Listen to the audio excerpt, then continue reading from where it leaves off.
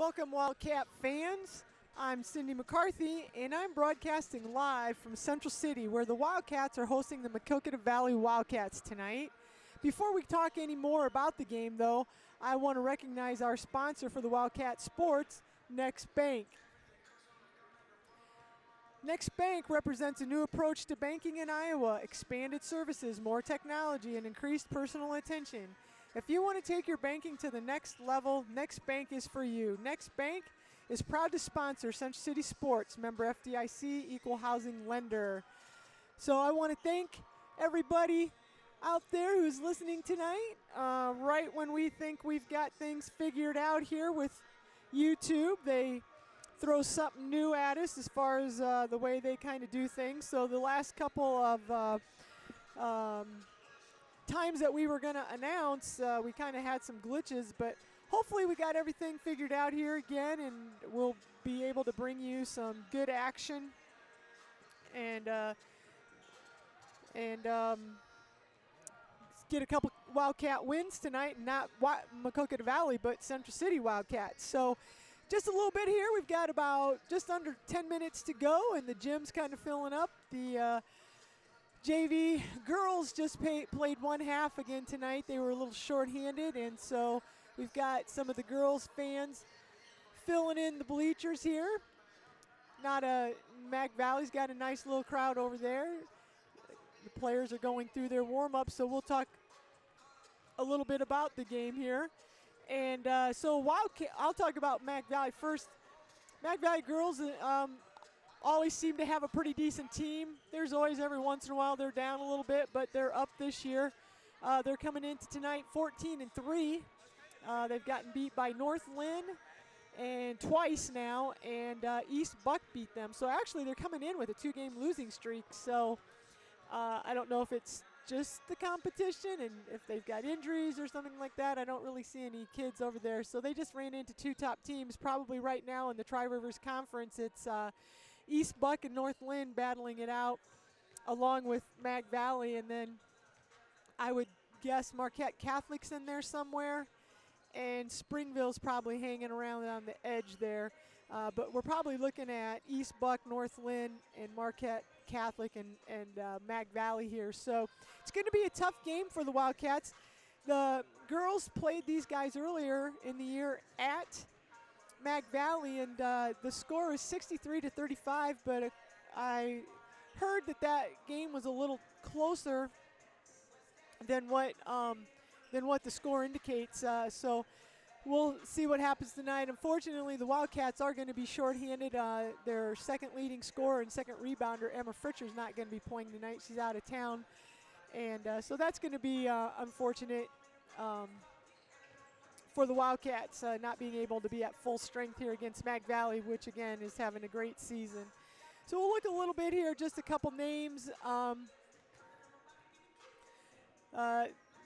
Looks like Ella Imler and Taya Tucker are going to be the two leading scorers for Mac Valley, 16.5 points a game and 14.9 points a game, so I'll probably be calling their names quite a bit.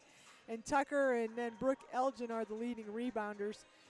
Like I said, Mac Valley's always usually traditionally good. They're going to bring pressure. They're going to probably play a lot of girls. So the Wildcats are going to really have to handle the press and not give up a lot of easy baskets as far as that goes. So we'll have to see how that works.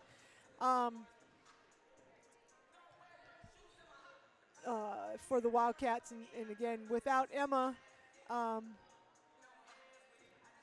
we'll just have to see if he can handle that. That's to me going to be the key of the game. Obviously, turnovers are always important. For the Wildcats, they're coming into tonight's game 7-9. You know, right before Christmas they were 5-3 or 4-3. Then they kind of won one, lost when they did go through a stretch there where they lost 3, but again it was at Mac Valley, East Buck, and then lost a 2-point game to Edco. Then they came back and beat Dunkerton, lost a game to Springville that, again, 32-49. It was a lot closer than that.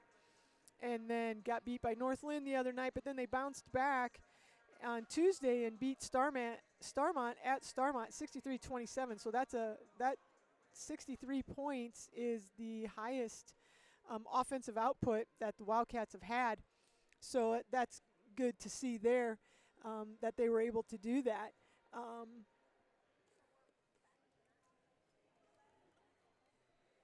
So we'll see again, like I mentioned, Emma Fritcher's not going to be playing tonight, so that's going to be a big blow there for the Wildcats.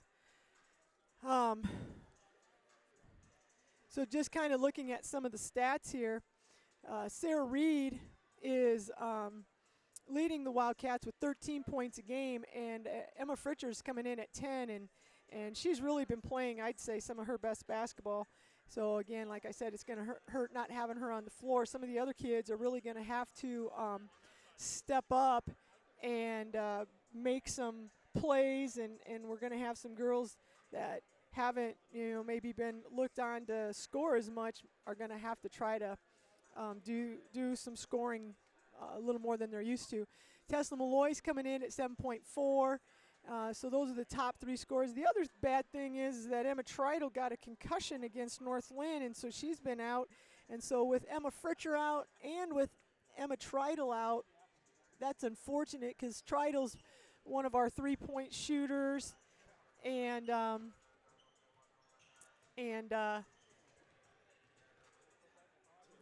just when you're already shorthanded with Fritcher gone, now to have Treidel gone too. So we're really going to be looking at some of the bench. Lily Kramer's going to be looked to score on a little more. Sarah Ashley, probably Briley Brooks will be in there.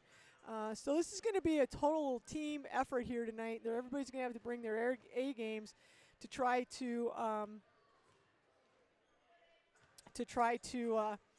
get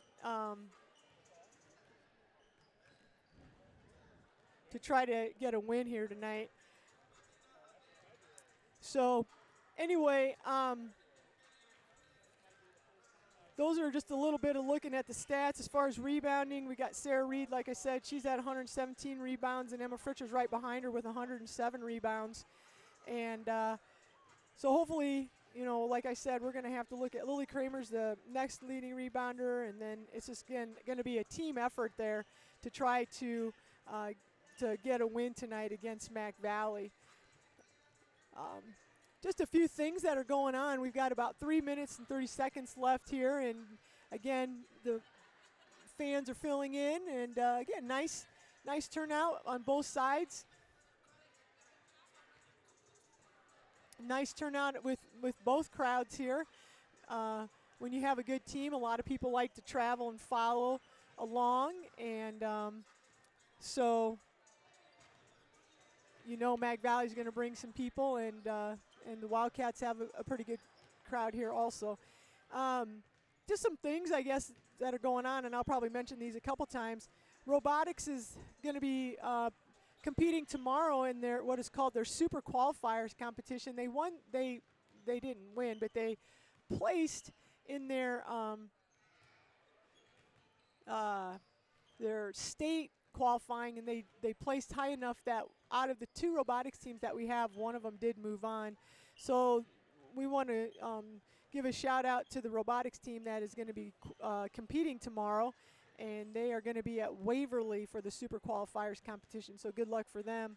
And there's also a boys basketball game tomorrow. It was supposed to be played at Coe College. It was one of those weekends where we had some poor weather, so the boys, just boys, varsity will be playing tomorrow at 5 o'clock at Kennedy High School. It was supposed to be at Coe, but Coe evidently doesn't has other stuff going on tomorrow night, so they're going to be there. And we want to give a shout out to the wrestlers, and the wrestlers will be competing tomorrow at Starmont in the conference tournament. So we've got 4 wrestlers, Tristan Engen, Cole Silver, Eva Owens, and Luke, I can't think of his last name right off the top of my head, are going to be competing tomorrow. So good luck to them in the tournament, and I'll talk a little bit more about wrestling. So We've got just about a minute to go here. I don't know. Before I could have told you who the starters were going to be for the Wildcats. I'm sure it's going to be Lily Kramer and Sarah Reed for sure, and possibly Tessa Malloy or Sarah Ashley. Those have been the ones. But since Tridal was a starter, so since she's not out there right now. Like I said, she's got a concussion, so we'll wait here for introductions to see who the starters are. Also, while we're waiting, I'm announcing live here on our Wildcat Sports YouTube channel, and we also have an NFHS a video option that all of our home contests that are in the gym, in the varsity gym or the high school gym, and actually the football field, are actually videotaped and broadcast live, and you can watch them. But there is a fee. It's a subscription to that, and there is a fee. But we do have a link. Right now, we do have a link, and on our YouTube channel here, if you're watching, we do have a link, and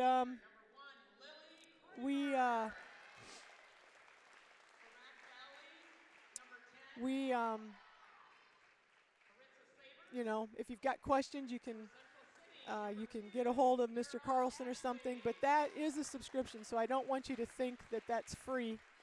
And but this is the Wildcat broadcast is free, and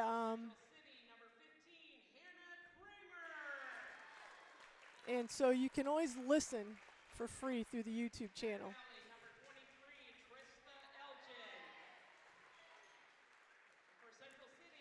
And for the starters here, it looks like Hannah Kramer, Lily Kramer, Sarah Ashley, and Tessa Malloy and Sarah Reed are going to be the starters here tonight for the Wildcats. Like I said, it's going to be a team effort, and I feel like a lot of people are going to get a chance to play.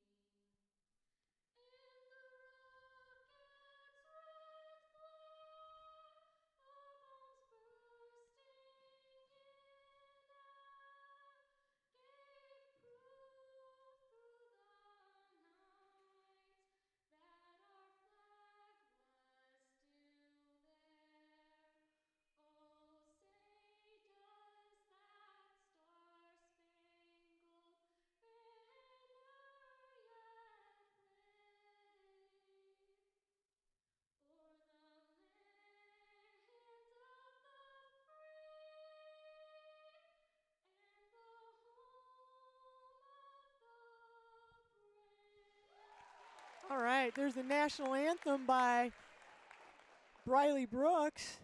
Did a great job. The Mag Valley Wildcats are going to be in their traveling gold uniforms with black and gold stripe down the side with black numbers, and the Wildcats are in their home white uniforms with black numbers and black trim around the legs of their shorts. We'll be getting ready here to tip off.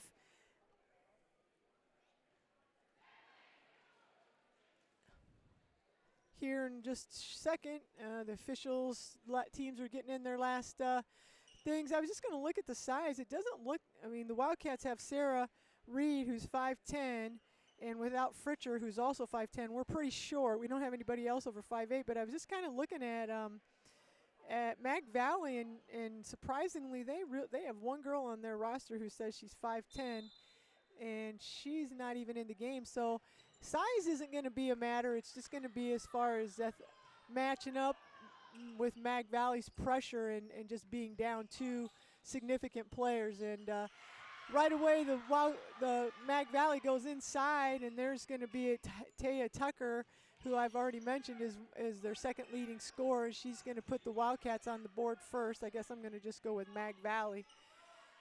So Mag Valley looks like they're going to be in a 1-3-1 zone here, and the Wildcats used to play against a 1-3-1 at the beginning of the year, and that's what they like to play. So hopefully we're halfway comfortable against this defense. But obviously, every team has their little changes, and so we'll see what happens. All right, so the Wildcats get it inside to Hannah Kramer, and she makes a strong move to the basket and is tripped up as she's heading to the basket, and they're going to call foul. Looks like that's going to be on number 24, Brooke Elgin. So that'll be her first foul. And there's Tesla Malloy taking it to the hoop. Malloy with 2 there. Wildcats moving it around out on the perimeter, and they get it inside, and they do a nice high-low. And there's Brooke Elgin with the basket. And they're coming with a 2-1-2 full court press. Sarah Reed's looking things over, gets it to Lily Kramer, who gets it to Tessa Malloy. They get it into the front court. And Lily's checking things out, gets it over to Sarah Ashley. Sarah Ashley's got 2 people on her. She gets it over to Tessa Malloy, bounce passes it to Sarah Reed on the baseline. Nice look by Sarah, but she rushed it a little bit. There's an air ball. Offensive rebound for the Wildcats. Lily Kramer has it, looks, pump fakes, and she's going to be called for traveling. So with 6:19 left, it's 4-2. Mag Valley's up. So Mag Valley's going to bring it into the front court. We've got Imler. She gets it to Tucker. And then over to Sabers. Then inside the pass goes, and it's missed by Tucker.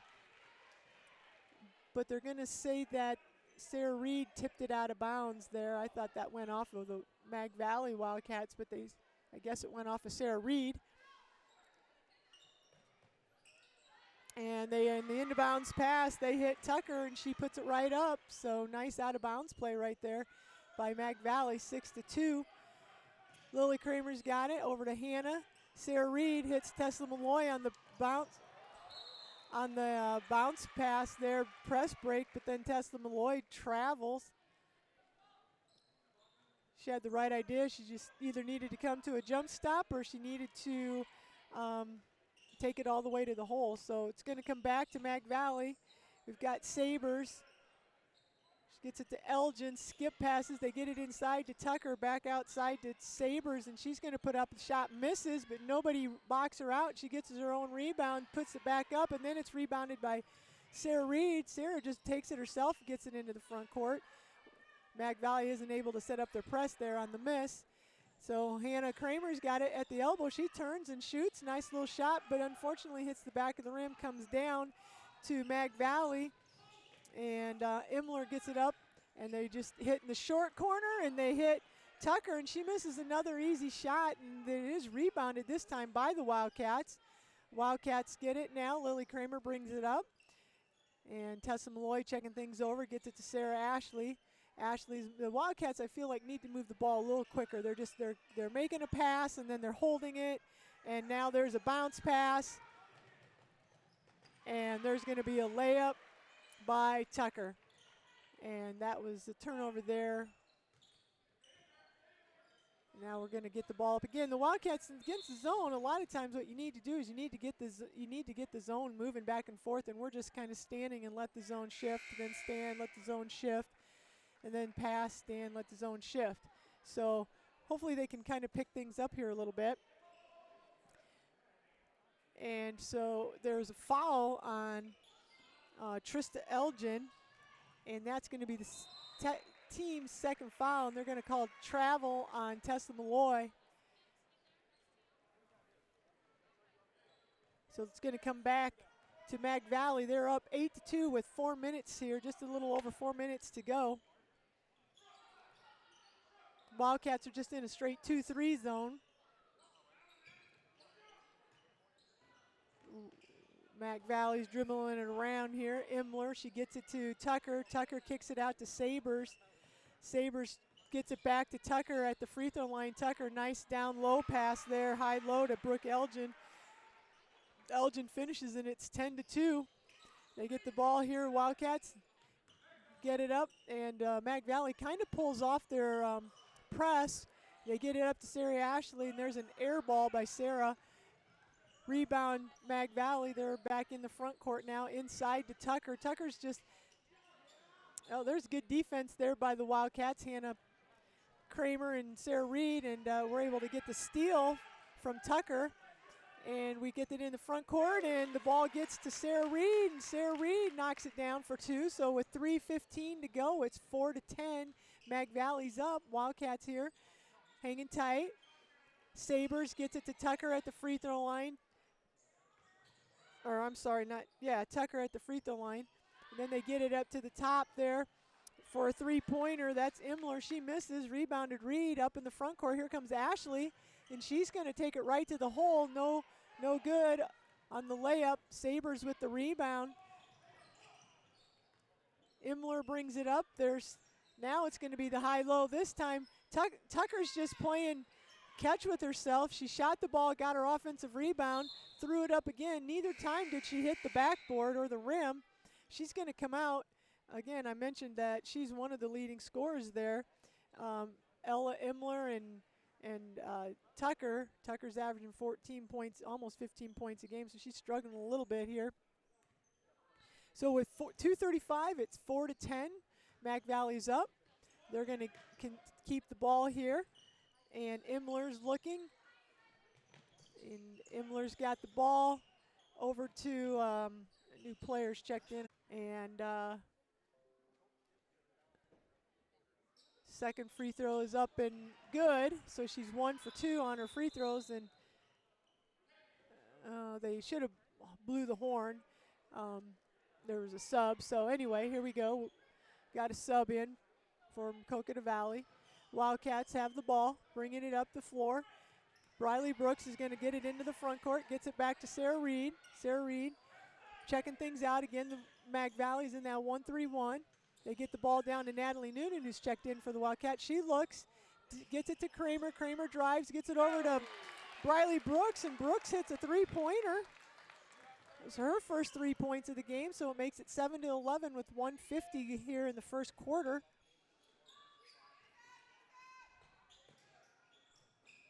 There's a shot by Sabres and miss. Hannah Kramer's got the ball for the Wildcats, gets it to Reed. Reed goes over to Lily Kramer. Again, Briley Brooks down in the baseline, comes up to Kramer here. Now they're moving the ball a little bit better. I like the way that looks. Moving the ball, kind of making that defense shift. There's Hannah Kramer at the elbow. She's looking, kicks it back out to her sister Lily. There's Brooks going to drive it baseline. Picks it back up, kicks it out to Kramer. Lily Kramer kind of goes in for the runner. No good. And they're going to say that the ball was knocked out of bounds on the rebound by Hannah Kramer. I like that possession, even though we came away with nothing there. We were moving the ball and making that defense shift there a little bit. And I think that the Wildcats will be able to get some good looks there if they can keep that ball movement up. So we got Natalie Noonan in, Sarah Ashley checks back in, Briley Brooks, Tessa Malloy, and Sarah Reed for the Wildcats. There's a three-point attempt by the Wildcats. That's got to be travel.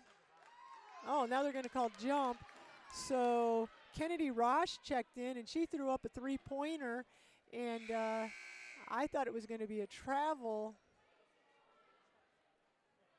But they called a jump ball, so that'll go to the Wildcats on the jump ball, the possession. So they're going to go against that press. Oh, and Briley Brooks. Bad pass by Sarah Reed to Tessa Malloy. And then the ball's rolling around, and Briley Brooks tried to get it, and they're going to get her for a foul. And unfortunately, that's Briley's second foul. 2 team fouls, and they're both on Briley's. So we've got just under a minute here. They got Tucker's checked back in, and she gets that one to fall for the for the Mac Valley Wildcats.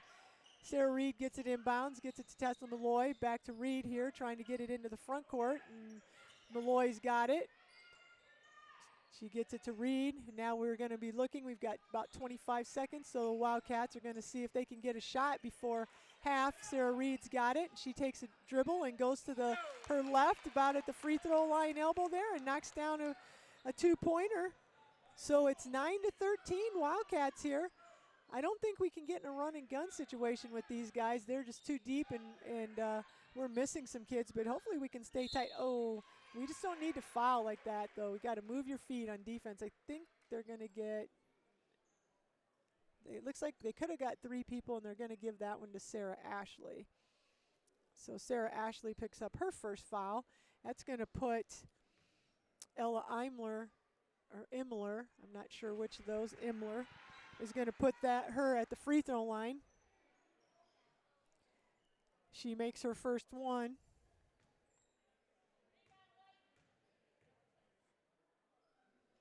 And her second one is good also. So there's 2.8 seconds left. I'm not sure if the Wildcats can. Sarah is going to launch it, and just no good on that last thing. So not a terrible first half for the Wildcats. It's 15-9. And we've got Sarah Reed leading the way with 4 points here. And then Tessa Malloy's got 2, and Briley Brooks hit a big 3-pointer. You know, the Wildcats have had some turnovers. We've probably got about 5, 6 turnovers. If we take those 6 turnovers away, we're not doing too bad a job. We have to probably shore up our rebounding also. We've given up a few extra offensive rebounds that you don't want to see. So maybe pick that rebounding up just a little bit and kind of cut back on those turnovers. And I talked about kind of the key to the game was going to be handling that press. Now they are coming out in that full court. It's not as aggressive as I've seen Mac Valley in the past. It's almost like they're just, kind of seeing what happens. So we'll see if they pick up the pressure here a little bit or how Mac Valley responds to this. Real quick, I want to give a shout out to our sponsor, Next Bank. Next Bank combines the values of a locally owned, independent Eastern Iowa community bank with expanded services and the latest technology to meet our customers' fast-moving lifestyle. Bank on your success with Next Bank, member FDIC, equal housing lender.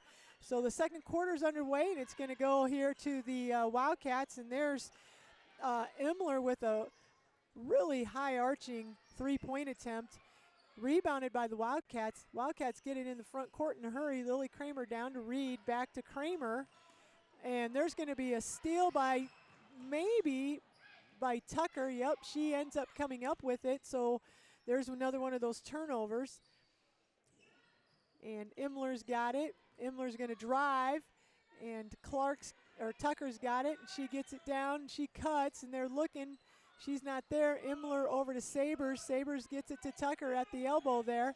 And now Imler's going to drive, hits the back of the board, no good.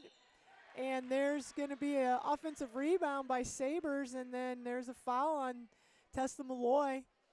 Just kind of stood there and reached in, and luckily she didn't make it, so it's not a old-fashioned 3-point play, but again, boxing out. We need to box out here on that 2-3 zone. Their shot goes in and out, so fortunate here for the Wildcats. We're at 7:06 with 15-9. Central City's hanging in there against the 14-3 Maquoketa Valley Wildcats. Second shot for Sabres is up and good. Sarah Reed's going to throw it in here. Again, the Mag Valley's doing a 2-1-2 full court press. I'd like to see somebody. They're showing some good patience, and unfortunately now there's good hustle by Lily Kramer, almost a turnover, but she's able to get it, and there's a shot by Ashley, Sarah Ashley. It's no good, rebounded by Maquoketa Valley, and they're pushing it the other way. Imler, she gets it up there, bounce passes it in. Oh, it looked like travel, bounce passes it inside. They get it back to Imler, over to Sabers.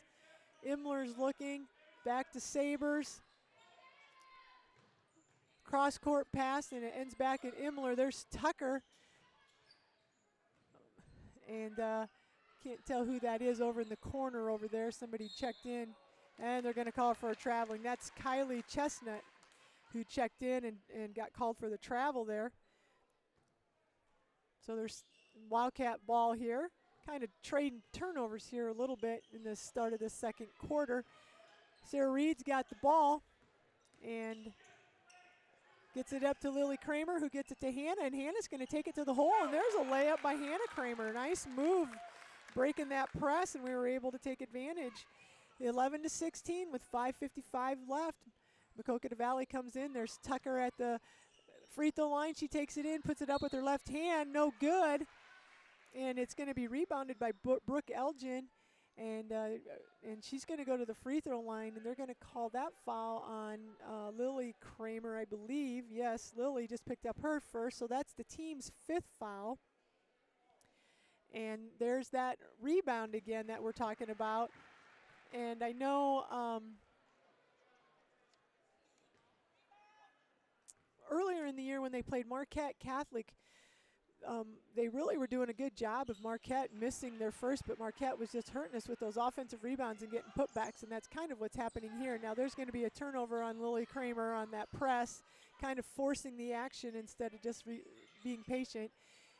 Maquoketa Valley, oh, there's a travel, but they got away with it there. Everybody saw it but the officials. Happens sometime, I guess. And there's going to be a timeout by Mag Valley. He didn't like something, coach for Mag Valley didn't like something he saw, so quick timeout here and it's 11-18. Wildcats are down here. Again, we talked about Mag Valley having a lot of pressure and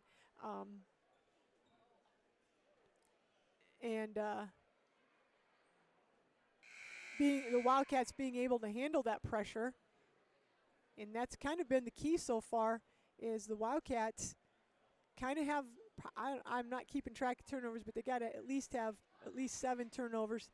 And they just got to be able to make good decisions with the basketball. Don't force it. They've been doing a pretty decent job. So we'll see if they can shore that up.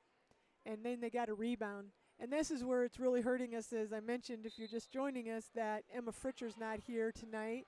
And Emma Tridle's out with a concussion. So Fritcher's our 2nd leading rebounder, and that makes a big difference size-wise in there.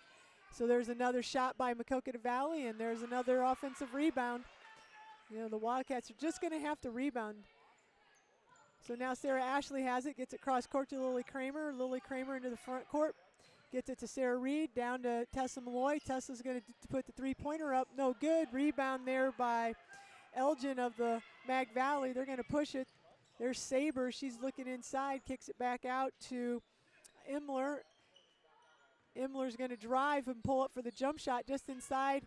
And there's going to be a loose ball. Oh, yeah, that's got to be a foul. Loose ball, rolls over to Tessa Malloy. She picks it up, and then Sabers comes in with the rebound. So that's going to be Sabres' first foul, 3rd team foul on the on Maquoketa Valley.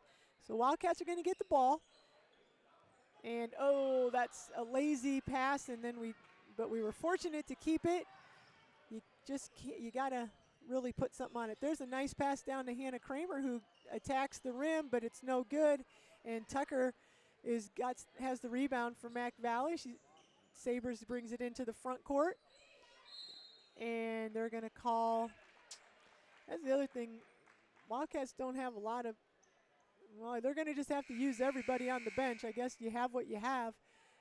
That's going to be the 6th team foul, and that foul was on Lily Kramer, and that's going to be Lily's 2nd. So Lily's got 2 fouls. Sarah Ashley's got a foul. Briley Brooks has got 2, and Tessa Malloy has 1. So that's 6 team fouls here with 4.5 minutes to go. And we're going to have a jump ball. Good defense there on the out-of-bounds play. They tried to get it in, Mag Valley, and Briley Brooks tied her up. And so now Wildcats see if we can take advantage of this and kind of cut into that lead. Briley Brooks has it, gets it to Sarah Reed. Sarah gets it to Malloy. Again, we're holding the ball again rather than moving it. Briley Brooks bounce pass to Reed at the elbow. Malloy gets it to Lily Kramer on the baseline. She drives and has the ball stolen away. And there's Sabres with the steal. Gets it into the front court. We've got Imler with the ball. Imler gets it over to Sabres. Sabres down to Tucker, and that is going to be Brooke Elgin with 2 more points for Mag Valley. So that makes it 11-22. And we're just making these high lob passes, and you've got to come meet that pass, or you've got to you just can't make those kind of passes against a good team that's pressuring. But there is a shot by Maquoketa Valley, and it's missed and rebounded by the Wildcats. So we have it up in the front court. Natalie Noonan, cross court, nice cross court pass to Brooks. She gets it to Sarah Reed, and there's 2 points for Sarah. Just a little outside the three-point line, about a 17-foot shot for Sarah Reed. So it's 13-22 Wildcats with 3 minutes to go in the second quarter. And there's a three-pointer by Imler. Rebound, Natalie Noonan. Good job, Wildcats. That's what we need, one and done. And there's Lily Kramer gets to Briley Brooks. And we got to think about bounce passes. We're trying to pass it over the top of these girls, and those are just bad passes. So there's a steal by Maquoketa Valley. Sabres has it. There's the pass out, and then back inside to Tucker. A nice pass down low to Elgin, and she misses her shot, but she's able to get her own rebound. Again, the offensive rebounds are killing us here. Mag Valley doing such a good job. And again, we need to think about bounce passes. We're trying to throw it over the top of girls who are jumping in the air and that are taller than us, and it's bad decision making there. You got a ball fake and then bounce pass, and so there's a turnover on Malloy. So the ball goes back to Mag Valley. It's 13-24 with 2:15 left in the second quarter.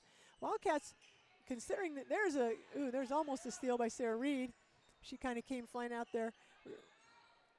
We're down by 11. It's considering how many offensive rebounds we're giving up in the turnovers. We're right there, and there's a shot by Mag Valley, and she misses. And there's Hannah Kramer with the rebound, gets it up to Sarah Reed. Sarah takes it herself all the way, and she gets it to Hannah Kramer, who hits a Natalie Noonan at the free throw line. Noonan banks in a two-pointer.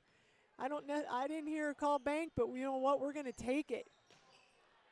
And 15-24 here with 1:30, only a 9-point game. Wildcats are hanging around here. If we can kind of clean some things up, we can come out here the second half and make this a real competitive game. Wildcats working hard on defense. They're going to get it down inside to Elgin, and she kicks it back out, and that's going to go to Trista Elgin, her sisters, and then there's another offensive rebound by Mag Valley. That was Tucker with the offensive rebound. Imler gets it over there to, there's another shot and another offensive rebound by Mag Valley. The Wildcats are just standing around. Nobody's making contact, and nobody's boxing out, and we're just not being aggressive. And there's going to be another shot, and there's another offensive rebound by Mag Valley. And there's another shot and another offensive rebound. And finally, Tucker with the 2 points. Man, part of that is you got to want the ball, and the Wildcats are just kind of standing there. So let's see if we can't get that figured out. Wildcats come down the other way. Natalie Noonan has a drive, kicks it to Sarah Ashley. Sarah Ashley shoots an air ball. So with 26 seconds left, the Mag Valley Wildcats are going to get another opportunity here. Hopefully we can get some good defense going, get a steal or something, and come back the other way and get a score before the end of halftime. It's 15-26, and we got 20 seconds to go. Imler brings it up. Looks like they're going to try to hold it. Ashley comes out. The Wildcats are looks like they're thinking about matching up man-to-man here, which, isn't a bad idea. Like I said, it isn't like the Wildcats are really hugely outsized. There's a shot, and Tesla Malloy gets the rebound and hits the net, but unfortunately isn't able to get a basket here.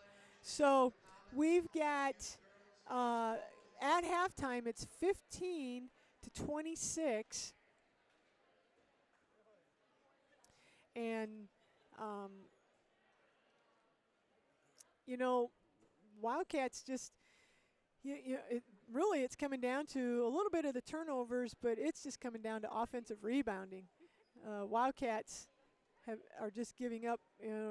Their defense is pretty good, and Mag Valley's struggling on their first shots, but then they're getting second and third opportunities, and all those opportunities are right around the basket. So the Wildcats have to come out and rebound a little better. And it looked like I mentioned, we're not really hugely outsized. A little bit. They've got 2 5'9" girls, and but maybe going man to man, we could, then you're guaranteed you're on somebody. You could at least try it, but who knows? I see the coaches are standing outside of the locker room trying to, talk about some things. So I'll go ahead and give a shout out to our sponsor, Next Bank, and then we'll talk about a few things that are going on here at Central City. So Next Bank, what are you saving for, whether it's retirement, your child's education, a new car, or just a rainy day? Next Bank has the right savings account for whatever's next for you. Next Bank is committed to help you achieve what's next for your financial dreams. Bank on your success with Next Bank, member FDIC, equal housing lender.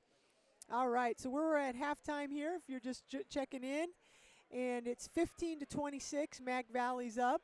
And as I mentioned, just kind of the way things have been going here, the Wildcats are actually, the Central City Wildcats actually aren't doing too bad of a job. It's just the Mac Valley girls are just a little more aggressive right now, and they're getting a bunch of offensive rebounds, and that's just been the difference. And they've been able to get those putbacks. And to be honest, for 11-point game, that probably is the difference in the game, are those 5 putbacks that they've got.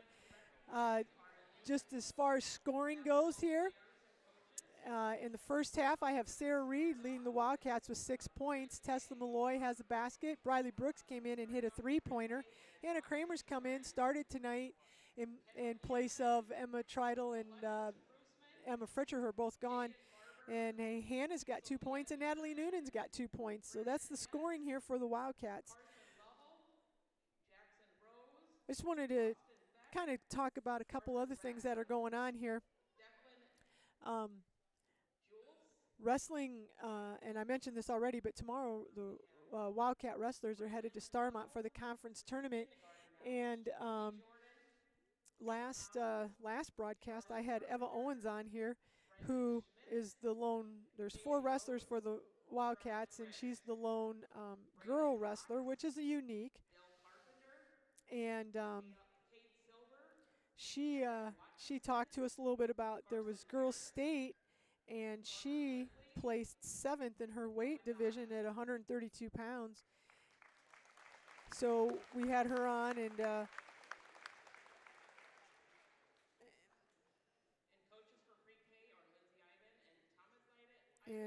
anyway, so I wanted to get a little more information on the wrestlers. So Eva Owens is 26-15 on the season, and she finished again 7th at the girls' state last weekend. And I know she's had several pins this year, and so she's just looking forward to finishing strong.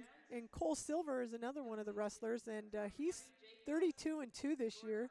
He took first place at the Central Ocator wrestling tournament, and he was 2nd at the Anamosa tournament. And on the season, Cole has 20 pins, and I should have asked him what weight he's wrestling. He might be wrestling right above Eva, so that would maybe put him at 138, or he could be at the weight right below Eva. I'm not sure. I should have asked him about that.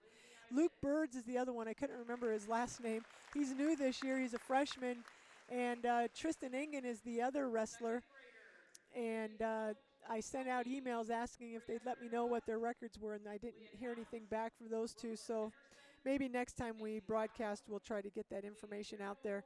So good luck to the wrestlers, Eva, Cole, Tristan Engen, and Luke Birds, as they go to Starmont. And then next week and a week from tomorrow will be their district wrestling tournament, where they'll start the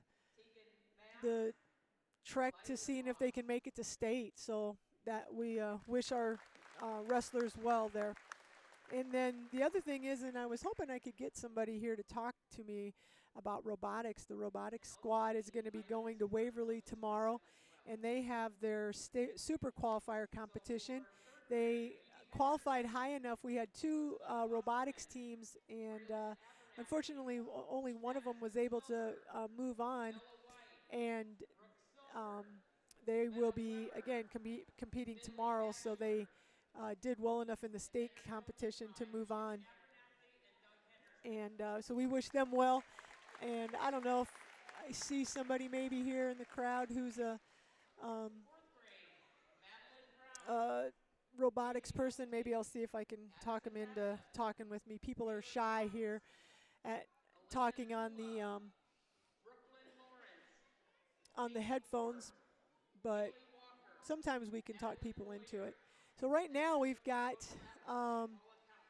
looks like we've got the youth basketball teams being introduced. And I think they must be starting them because I see some young kids down there, about 4-year-olds maybe. So they must be starting them out at about 4, and they're moving on up here. Now I see some of the, must be up through 6th grade, I'm guessing here. And so they're introducing all of the youth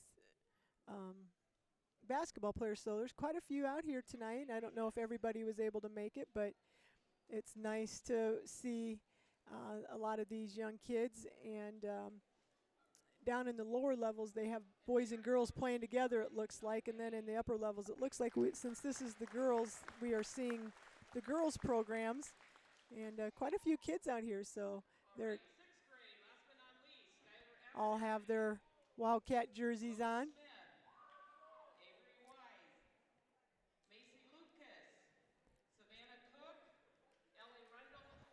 So again, with 3 minutes to go here in halftime, and they're just introducing these, and the players are coming back out here ready to get warmed up, and we'll get going here into the second half. But it's 2:50 left here to go, and it's 15-26, Mac Valley leading Central City.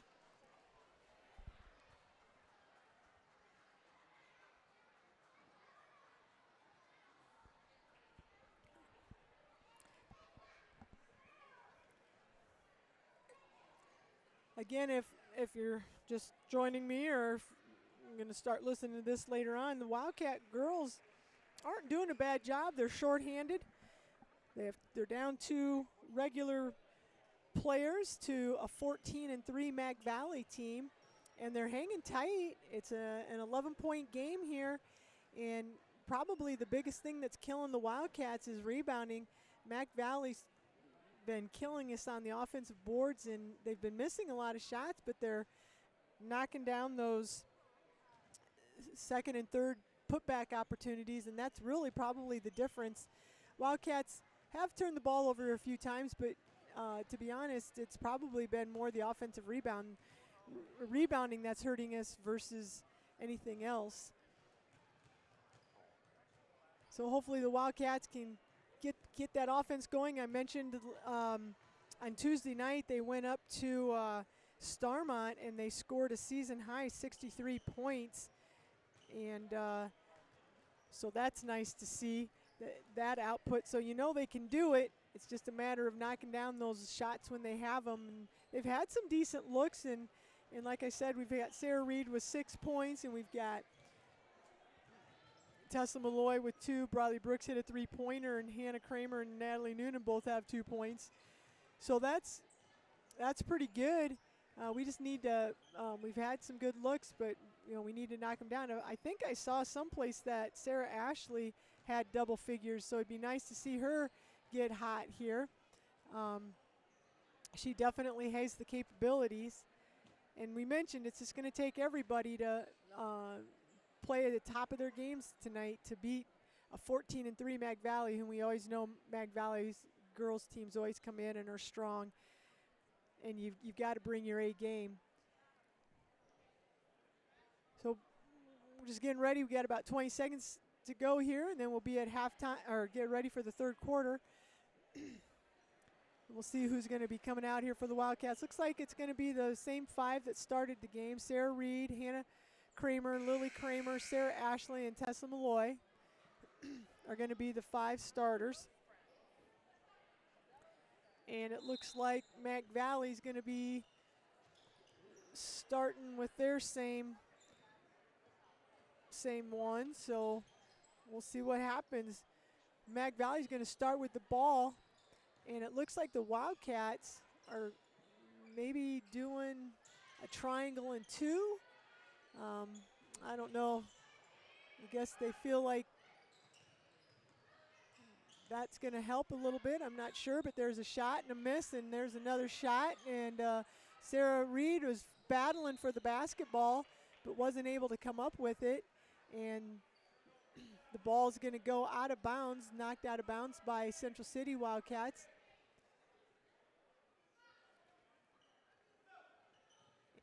Mag Valley, nice little out of bounds play there. Oh, and they're going to call a foul, I think, on Hannah Kramer, nice out of bounds play. Tucker came flying down the lane, gets the ball, puts it up, and it goes in, and it's going to be,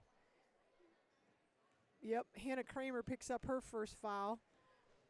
So not the way we wanted to start the third quarter, and that puts Tucker at the line, and she knocks down the free throw, so there's a 3-point play, so it's 15-29. And again, not the way we wanted to start. A miss, an offensive rebound, and then now a 2-point basket and a 2-point basket and then a free throw, and then the Wildcats come down. Hannah Kramer shoots an air ball. Sarah Reed battles for the rebound, and they're going to get her for a push on that rebound, I believe. Sarah Reed.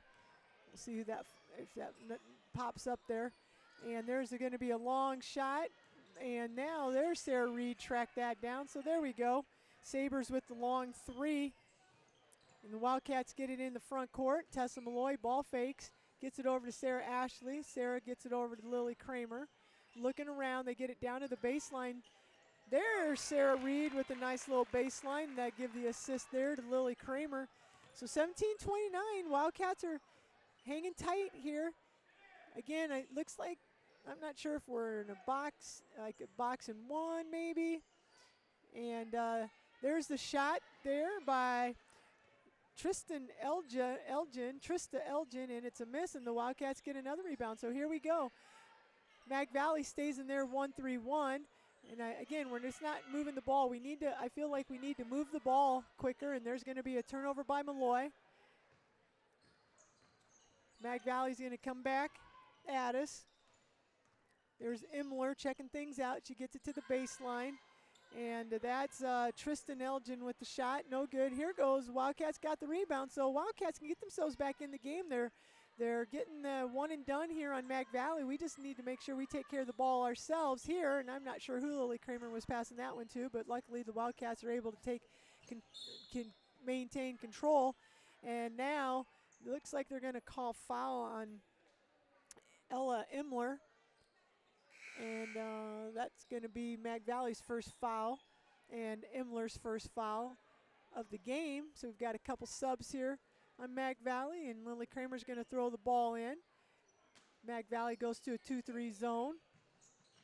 Lily Kramer's looking. You got to get, oh, that's going to be a 5-second call. Just nobody got open. Lily just needed to throw it to her outlet, but just didn't feel comfortable doing it. So there's that turnover. So we had the opportunity there to cut into the lead, just weren't able to do that.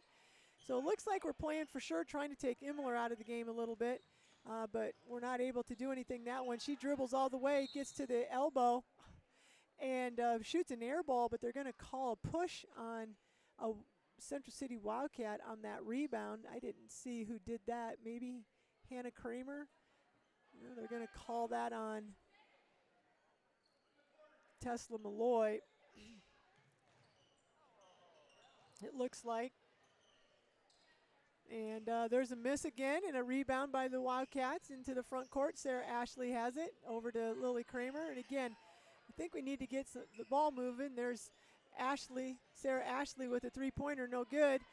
Tucker gets the rebound. She's going to take it coast to coast, and that's got to be a charge. Nice job by Sarah Ashley, who set her feet. They saw that Tucker just kind of put her head down, and she was going to put her shoulder down, and she wasn't going to be denied. And Ashley set her feet, and they called charge there. So it's going to be a turnover. Ball goes back to the Wildcats. So let's see if we can't take advantage. Break the press, and we get it down, but then Tessa Malloy didn't do anything with it. Kicks it back out to Hannah Kramer, no good. And there's the the rebound by Mag Valley. Imler, they got to call that double dribble. Yeah.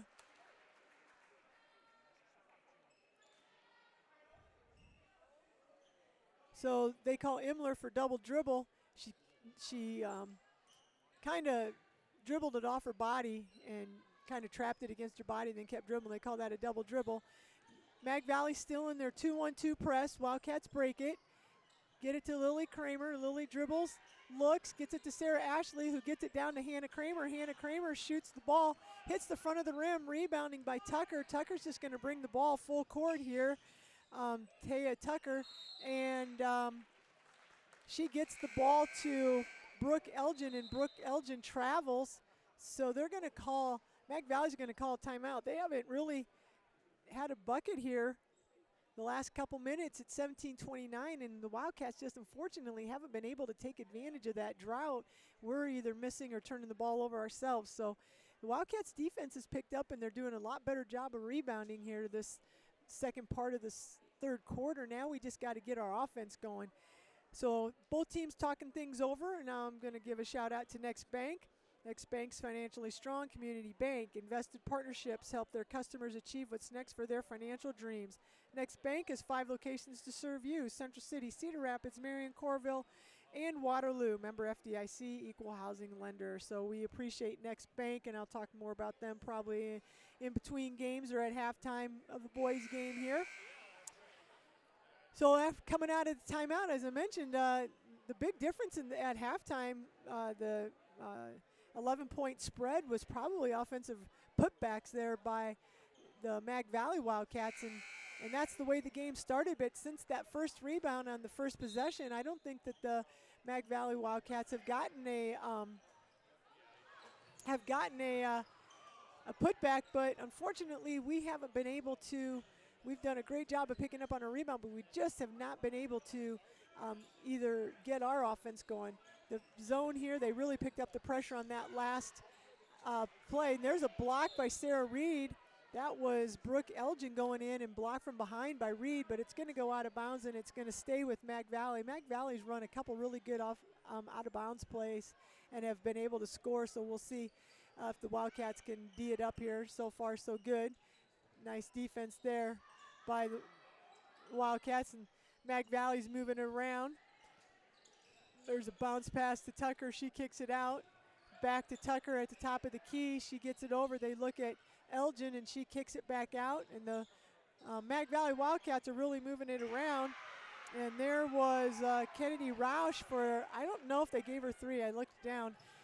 I thought she had her foot on the line. But I think they gave her a 3 on that. So they're then coming back this way is going to be a foul on Kennedy Roush. She tries to tip the ball out of bounds and runs into our Wildcats. And there's Hannah Kramer with an air ball, but Briley Brooks has just checked in with the offensive rebound and finds Sarah Reed. Bounce pass to Sarah Reed, and there we go, Wildcats, 19:32. We got to keep that defense going, and then let's see if we can't get our offense going. Maybe that'll be the spark that the Wildcats need. So Tucker gets it over to I'm not sure 13 is. There's a steal by Sarah Reed, and Sarah's going to go the other way. And she kind of stops and lets the defense flow, and there's Lily Kramer, looks for Brooks on the baseline. There's a cutting Reed, nothing there. Looks like maybe Mag Valley will switch it up to man-to-man, which, to be honest, I think the Wildcats will do better with that. The zones, I think, stifle the Wildcats, but I think they are able to handle man-to-man defenses a lot better. And there's a nice move by Lily Kramer, and she misses the layup. Nice pass. But I like the ball movement there, and the change there that the Wildcats made, I think, kind of benefits us a little bit. And now they're going to call that Lily Kramer, and if it is, I believe that's Lily's 3rd foul. And we've got a couple substitutions here. That's going to be the Wildcats' 4th team foul here. We've got 2:37 left in the third quarter. It's 19-32. Mac Valley's up. Chestnut's in, and there's Roush, and she gets it over to Tucker, and there's Chestnut looks. She gets it to Roush. Roush dribbles, and there's going to be a steal. Sarah Reed knocks it out of her hands, comes up with it. The Wildcats are going to go the other way. Tesla Malloy has the ball. Nobody's defending her. She thinks about a 3-pointer. Gets it over to Lily Kramer. Lily's going to drive all the way. There's a layup by Lily Kramer. All right, I like that. And again, I just think that the Wildcats are better off playing against the man-to-man. And so hopefully the Mac Valley stays that way. We come back down the other way. Tucker gets it out to Chestnut. Chestnut's checking things out. There's Roush. Roush dribbles. There's Tucker again. She passes it to Chestnut. It goes through her hands, but Mac Valley maintains possession. They get it inside to Tucker at the elbow. She dribbles, kicks it back out. Over to Chestnut, inside to Aaron Knipper, who just checked in, but then there was Tucker is a beast on the boards. She's very aggressive, and she got the offensive rebound, and they're going to call that foul on Hannah Kramer, and there's Hannah's second foul on the putback there. So again, we talked about how much better the Wildcats had been doing on their one and dones, and then there's Tucker with the offensive rebound putback, and she missed the putback, so she went to the line. She missed her first free throw. So it's 32-21, 1:33 left in the third quarter. Wildcats 5 team fouls. Mac Valley has 3 team fouls, and then she missed both free throws and it tipped it around, and we're just not securing the basketball, and it got tipped out of bounds there by Hannah Kramer instead of grabbing it, and so it's going to stay with Mac Valley. Mac Valley's going to get it into Tucker at the elbow, and she's going to take a dribble and kicks it. Now the Wildcats are moving it around. Looks like Sabres is checked back in, gets it over to Tucker. Tucker hits Elgin, hits Elgin, and there's the shot and the miss, and then Brooke Elgin cleans up underneath the glass, and they're going to call that on Sarah Reed. Gets a foul, and I think that's Sarah's first. I don't know, I thought that was Sarah's second, but I'm not sure if I think that's Sarah's second foul. It said 1 up on the board, but I'm not sure. Mine's unofficial. And there's 2 free throws, so I do think Sarah Reed has 2 fouls, but I can't be for sure. And there's a kind of a crazy pass, but the Wildcats get it. So now Sarah Reed gets it into the front court. Wildcats need to knock down and take advantage of this man-to-man defense. Oh, and there's a bad pass by Malloy. And again, the Wildcats really need to think about bounce passes. We do everything up over the top of their heads. And then the Wildcats, Mac Valley gets a steal and takes it down and converts. So it's 36-21. It's going to be a 15-point lead with just under a minute to go. And again, it's just coming down to some turnovers, turnovers and then, rebounding. And Wildcats just aren't able to put both things together here.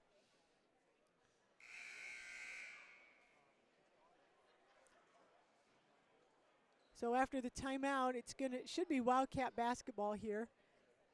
And again, my stats are kind of unofficial, but I do have Sarah Reed leading the Wildcats with 10 points.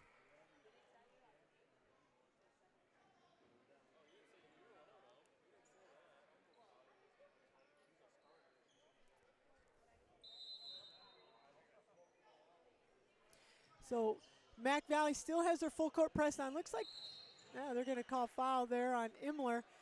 I can't tell if they matched up here, full court man-to-man. I know they did change their, it looks like they're going full court man-to-man.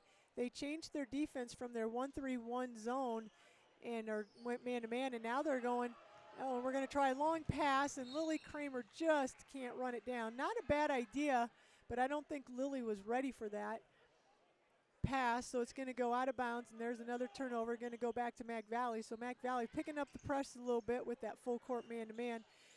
Tucker's got it in the front court for Mac Valley. Natalie Nissen's checked in, and there's Wildcats maybe. I don't know if they're still trying to do their junk defense or what.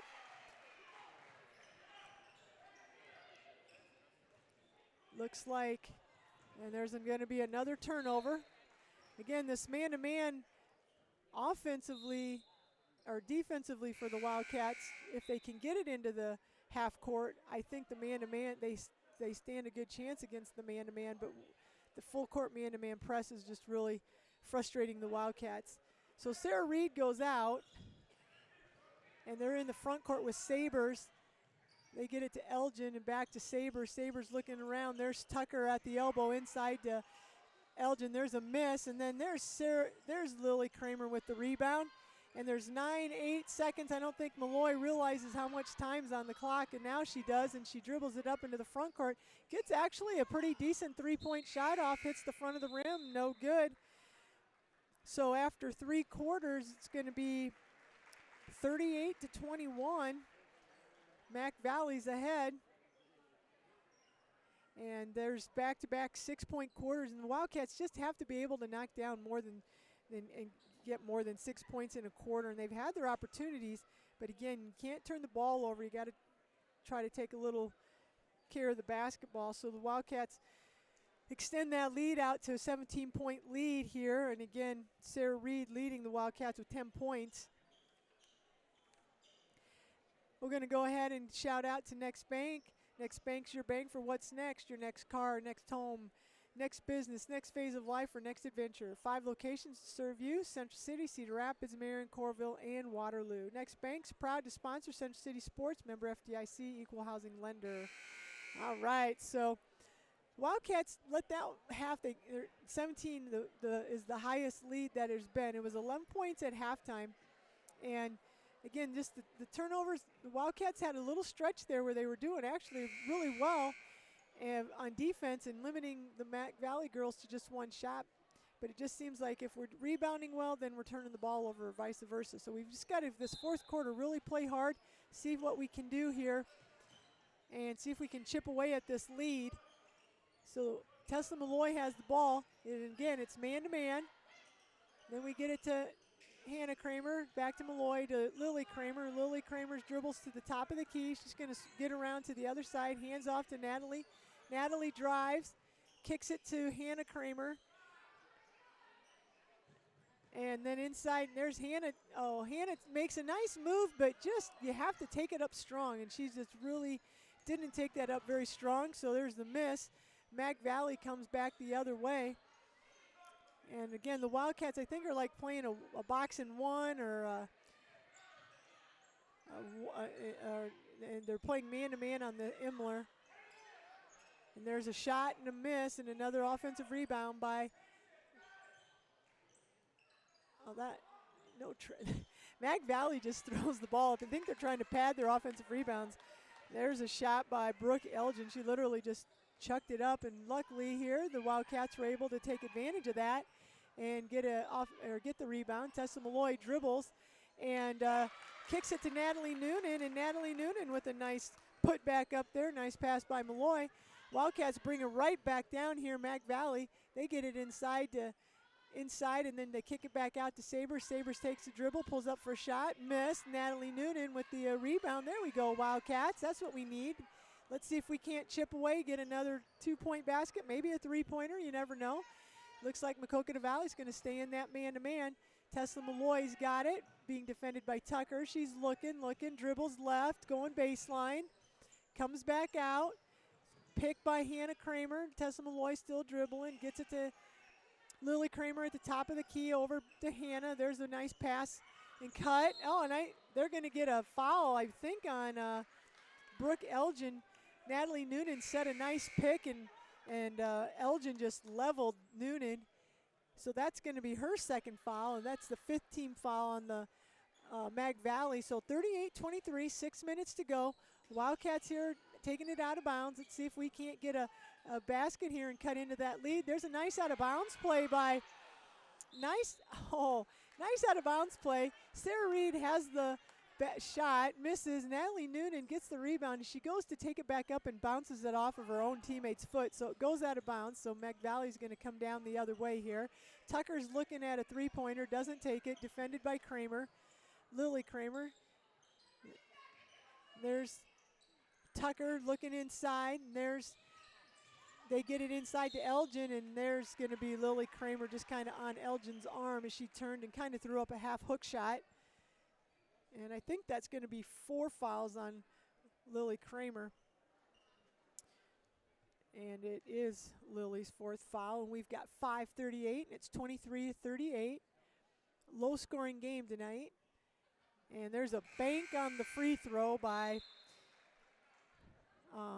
Brooke Elgin. And there's going to be a timeout. Brooke Elgin's averaging about 5 points a game, 4 points a game, which kind of surprises me. I don't know if she's been hurt or what, but she's a big body, and they've been going to her quite a bit tonight, actually. So timeout here. 23-39, about halfway through the 4th quarter. the pressure here has really kind of hurt the Wildcats. Again, I mentioned just not handling the ball very well in different, and it kind of goes in spurts. We'll do a really good job, and then we kind of have a spurt where we have a couple turnovers, and then we kind of have a spurt and we handle the ball, but then we give up some offensive rebounds. So Wildcats just need to kind of put it together here. Hopefully they can finish strong on this second part. We got Brooke Elgin going to the line for her second free throw. We got Sarah Ashley, Tessa Malloy, Sarah Reed, Lily Kramer, Natalie Noonan in for the Wildcats. And there's the second one. So 23-40, Mag Valley still in the press. Jesus. And there's going to be another turnover. And Tucker takes the shot and misses. Sarah Ashley gets the rebound, and she's going to get it to Tessa Malloy in the front court. Malloy letting things funnel by her, and she's going to dribble with her left. And now she's coming back, uses the screen from Sarah Reed, dribbling at the top of the key. She gets it over to Natalie Noonan. Natalie fakes. A lot of standing around. It's man-to-man. Oh, and there's a nice drive by Noonan, and she misses. Ashley with the rebound, gets it to Lily Kramer. Kramer with the miss. And Mag Valley comes down with the rebound, and they're going to call it traveling on Imler. So the Wildcats are being aggressive. Then I don't know if they realize it's man-to-man. And I'd like it when the Wildcats do the offense where they pass and cut, and it really feels like it opens up the floor for them, and they're able to do some good things. Malloy gets it to Kramer in the corner. She gets it on top to Noonan. There goes Noonan with the cut, but then there's the pass by Malloy, kind of ill-advised, or I'm sorry, Sarah Ashley, ill-advised. Noonan wasn't open, and so Mag Valley brings it up. Got Chestnut. She gets it to Tucker. Chestnut to Roush. Roush at the top of the key, over to Tucker. Back to Roush at the top of the key, over to Chestnut on the right-hand side. And they look at Tucker at the free throw line. Tucker kicks it out, gets it back in, and then she gets it down inside. There's the shot, but there's an offensive rebound by Roush, and this time Tucker's going to take it herself and bank it in. A running bank shot, and Mag Valley calls a timeout. And with 4:15 to go, it's 23-42. We'll see. Mag Valley called that timeout. I don't know what they're wanting to do there, but I guess they've got some adjustments that they want to make, so I'm going to go ahead and give a shout out to Next Bank. Each person and family has unique financial needs. That's why we offer a variety of personal banking and lending products. We offer everything you need for your personal financial success, from checking and savings accounts to loans and online services. Next Bank, member FDIC, equal housing lender. All right, we've got about, I think I just said it was about 4.5 minutes to go, maybe just under 4.5 minutes. It's 23-42. Again, Wildcats are kind of outmatched tonight, missing two starters, Emma Fritcher and Emma Treidel. Emma Fritcher's out of town. Emma Treidel's got a concussion, so I'm not sure how much longer she's out. Hopefully not too long. And so really, to be honest, they've been having to rely on people that haven't got a lot of varsity playing time. So, you know, unfortunately, the turnovers are kind of hurting us a little bit, and we're just really the rebounding has probably been one of the bigger things. And as I mentioned, Emma Fritcher is the second leading rebounder, so you take her out of the equation, and that does kind of open things up for Mag Valley. So Mag Valley's going to go full court man-to-man still. They get it into Lily Kramer. Lily's going to go. She's got an advantage on her defender, and the defender knocks it out of Lily's hands. And it's going to stay with the Central City Wildcats. And it looks like Mag Valley's going to stay in that man-to-man, so hopefully we have a good, there's a nice pass inside to Sarah Reed, and she takes a couple dribbles and steps back, shoots, misses, rebound, steal by Noonan, and Noonan misses the left-hand layup, and there's a rebound by Tucker. Tucker's got to have double-figure rebounds. She's a beast on the boards there. Inside, there's a pass inside to Brooke Elgin, deflected away by Sarah Reed. Wildcats are going to come back the other way. 23-42, 3:45 left in the fourth quarter. Lily Kramer's checking things out, pass cut, and we're passing, and then we're trying to hit that first cut, and then we're just at a bad angle, and it goes out of bounds. Again, off of the Wildcats, and I'd just like to see us be a little more patient. I think if we would do about 3 or 4 more passes, I think we'd get a layup. Oh, and that's got to be a travel or something. Yeah, Tucker took the ball from the free throw line, tried to dribble, and she just lost control of the ball and it went out of bounds. So it's going to be Wildcat basketball, 23-42. We got Natalie Noonan, Tessa Malloy, Briley Brooks, Sarah Ashley, and Sarah Reed on the floor for the Wildcats. Mag Valley still in a full-court press. Looks like it's just a man-to-man. Yep, they're going to call an offensive foul on Sarah Ashley. The Mag Valley girls are bodying up on him, and Sarah just kind of threw her elbow and tried to get him off of her, and they're going to call her for a foul. So that's Ashley's third foul. That's the 8th team foul against the Wildcats. Since that's player control, they don't shoot. So Wildcats here playing some defense, but there's a nice bounce pass to Tucker from Imler. And then we get it in quick to Malloy, and she gets it up in the front court. Gets it to Ashley, who gets it to Sarah Reed on the baseline, and there's a nice shot for Reed. Give that assist to Sarah Ashley. So 25-44, 2:50 to go. Imler's got the ball. She turns around, kicks it back to Chestnut. They get it to, there's Chestnut back to her to Tucker. Tucker's going to do a three-pointer, hits the rim, and Briley Brooks trying to block out, and that time Brooke Elgin just kind of threw her to the floor, and they didn't call anything. And now Tessa Malloy has the ball, and she's going to get called for travel. So the ball is going to go right back to the Mag Valley. We've got some new Wildcats checking in here. On the floor for the Wildcats, it's going to be Ellie Lentz and Hannah Kramer and Lucy Smith's in. We got Natalie Noonan and Lacey Hennick also, and there's going to be a bounce pass to Tucker. Starter still in, up 25-48. And we get the ball in. Hannah gets the ball in. They're still pressing. This is what I always hate about Mag Valley. No matter how many points they're up, they're going to leave their starters in and they're going to press. Finally, it looks like maybe they're taking a couple of their starters out. They still have at least 2 starters on the floor, 3 starters on the floor. They're up by 23 points. They did pull the press off, so it looks like they're just going to go straight up man-to-man.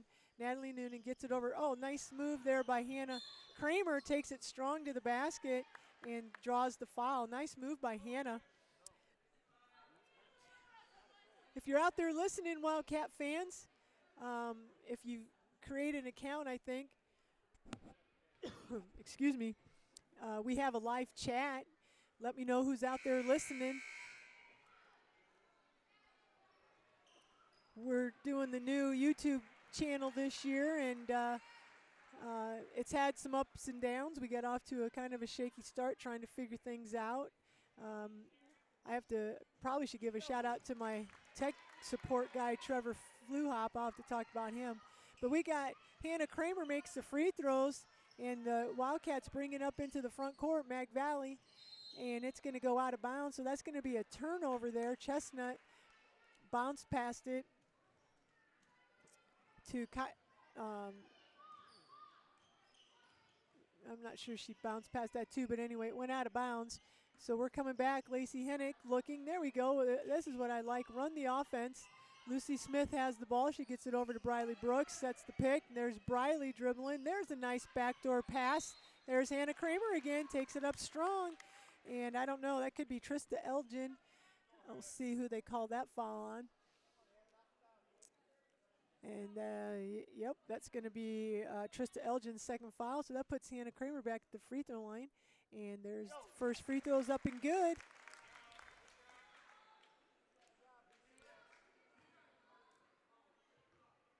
And this will be Hannah's next free throw is going to be good. Hannah's nice job free throw shooting there.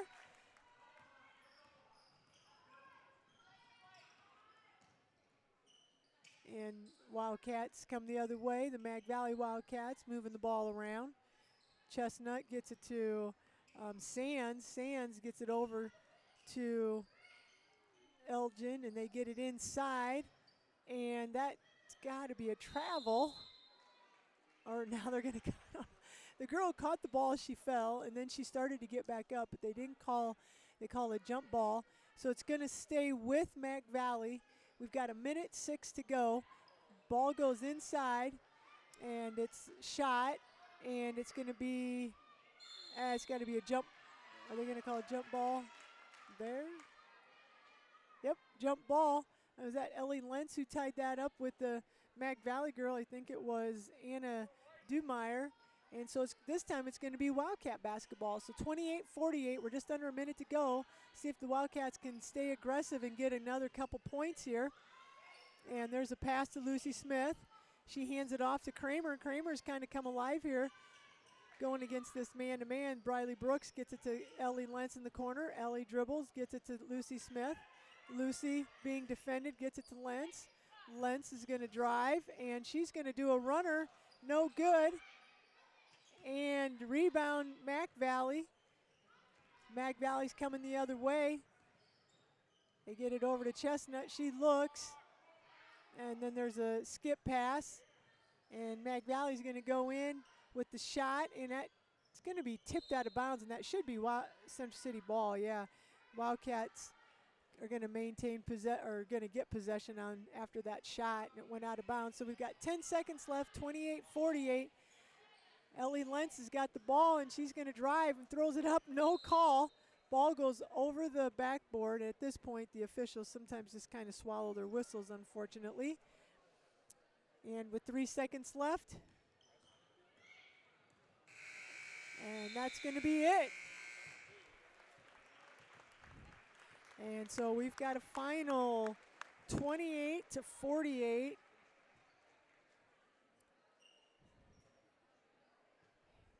And that is going to be a win for Mac Valley.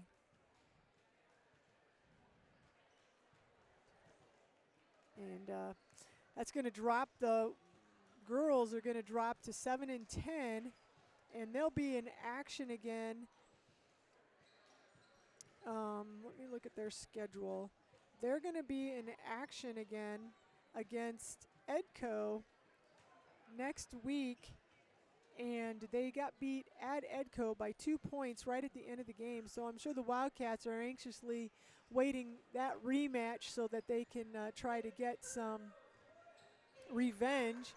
So we'll see how that game plays out here. I was trying to keep score, but I'm pretty sure I lost track. But I had Sarah Reed with 12 points. Tessa Malloy I have with 2. Riley Brooks had a 3-pointer. Hannah Kramer, I think, had more than this, but I have her down for 6 points. And Natalie Noonan, I might have missed one of her baskets. I think she had 4, and Lily Kramer, so there's 10, 22, 23, 24, 25, 7. Yeah, that's probably about right. So Sarah Reed leads the Wildcats with 12 points. They just tough game, like I mentioned, down 2 starters, and one of them being your leading rebounder and second leading scorer. You knew it was going to be a tough night, and the Wildcats battled. They just, unfortunately, the pressure got a little too much for them, and then really the big difference was just the number of offensive rebounds and second and third chances and putbacks that the Mac Valley girls had. Wildcats just couldn't overcome that, but not a bad effort here by the girls tonight. So they go down 48-28. And the guys are out here now warming up, so we'll get ready and we'll talk about them here in a second. Let me get my stats and stuff here switched over to the boys, and we'll talk about this game. Coach Carlson, so the way the boys do their tournaments is about a week ago or so, they released 12 teams. I guess I should have counted about 12 teams that are in a district, maybe 14 teams, 12 teams, they're in a district. And then what they'll do here is they'll play, and then based on your records, you get seeded in your district. And right now in first place in our district, and probably who will be the first place team, is going to be Easton Valley. But Mag Valley is in our district with us, and so we lost at Mag Valley to these guys, and on a last second basket right at the buzzer. Actually, we lost on a buzzer beater to these guys. So coming into tonight's game, the Wildcats are 9-5 and Mag Valley's 8-8, and so this is a big game seed-wise. If we can beat these guys and if we can take care of business, we're battling probably Edco, who we have to play twice yet. Our guys actually play Edco tomorrow at Kennedy High School. I mentioned that earlier. And then we turn around and play Edco again on Tuesday, the 4th of February. So the Wildcat boys have 3 big games coming up here, because if they can secure, probably I would say if they can sweep those or at least win tonight and win one of the Edco games, they're probably going to go in seeded either 2nd or 3rd. Obviously, you're just assuming that certain teams will win certain games. You never know, but with upsets and stuff like that. But this is a big game for the Wildcats, and again, they also, because the reason is because Edco is also going to be in our district. So it's Edco, us, Mag Valley. I know it's Prince of Peace, Easton Valley, and then there's a I don't know if there's any other of our conference teams, and there's a couple non-conference teams in there. So anyway, big game here for the Wildcats. And as I mentioned, we'll play Mag Valley tonight, and they beat us earlier on a buzzer beater earlier in January, and then we've got to play the 2 Edcos back to back. That's kind of a unique situation because of weather. The game tomorrow is a rescheduled game, and that's just the way it goes. So the boys are going to play Edco 2 games in a row, and again, these next 3 games are going to be key for the Wildcats. Games that they hopefully should win. You would think maybe they're favored, but you still got to come out and you got to play the game. After the games left for the Wildcats, they got Mag Valley, and then they got Edco twice, and then they have to go to East Buck. We've already beaten East Buck. And then Alburnette's going to be a big game. We had a 51-58 game at Alburnette, and it was hotly contested, and so that's going to be a good. I'm actually anxious for that rematch. And then our guys have to go to North Lynn, who they just got beat the other night, and that'll be a tough game. And then they finish out the season against Springville, so they've got a tough schedule here. And these are 3 games really that the Wildcats, if they want to go in with a good seed, they need to really try to come out with victories, and I know they know that, and so they're going to be out here playing hard. As far as Mag Valley, again, they have us to play, and then they still have to play Alburnette, Starmont. They have Springville and Edco also. So, we just got to take care of our business and figure out and let things play out the way they do. But, you can only control what you can do. So just real quick, as I mentioned, the Mag Valley guys, we've got about 9 minutes here before this tip-off of the guys' game. We'll talk a little bit, just some of the names you're going to hear from Mag Valley. They're led in scoring by Andrew Holtz.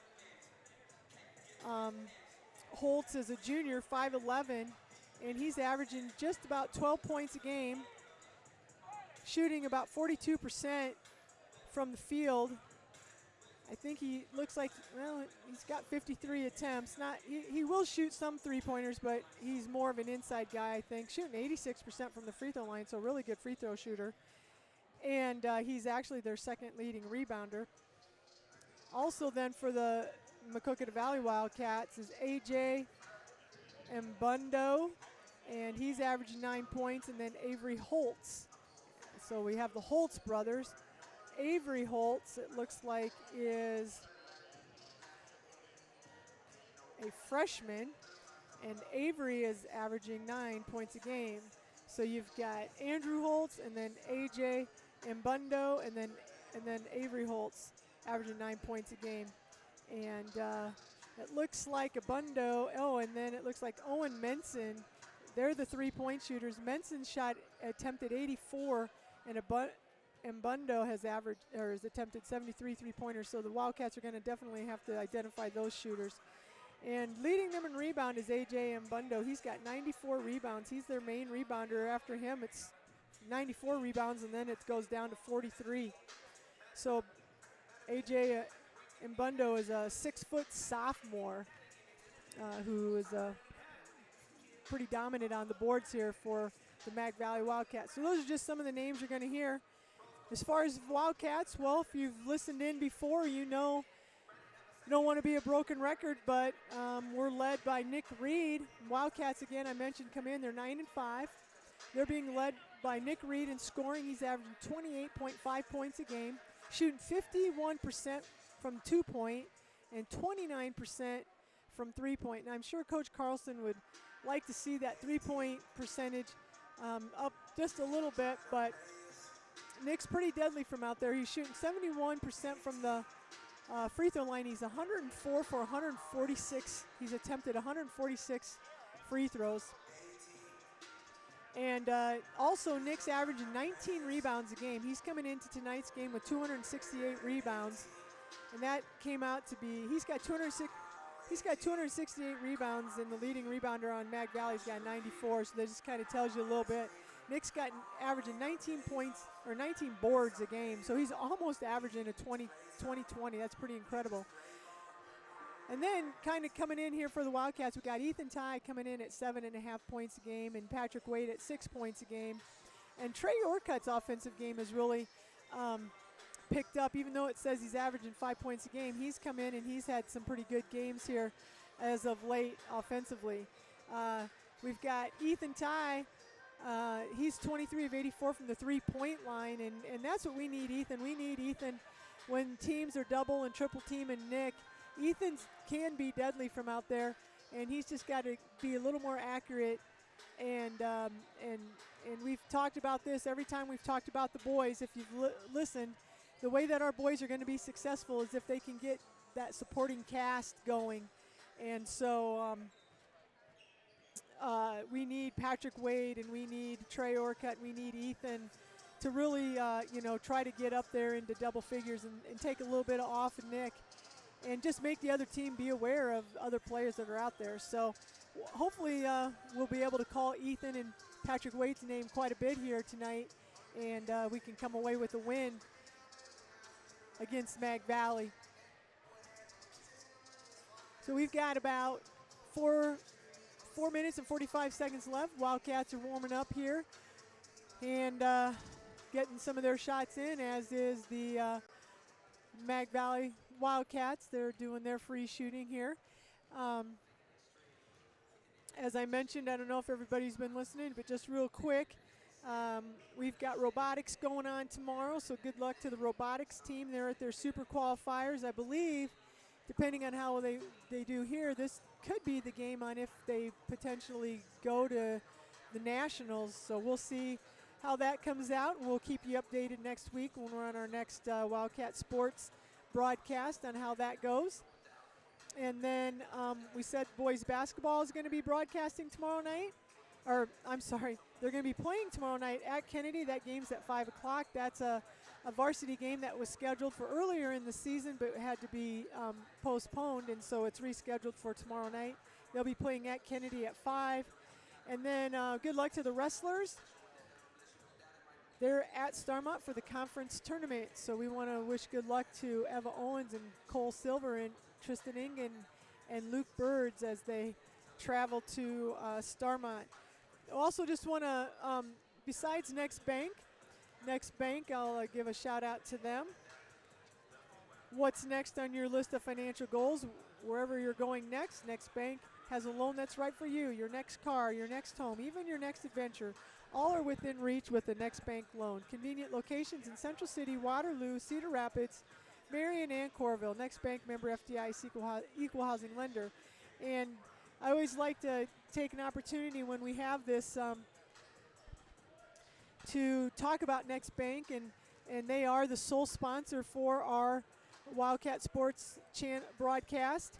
And they don't only do they help just with the broadcast, they also help with the donations to the PTO for the Children in Need Fund that the PTO supports.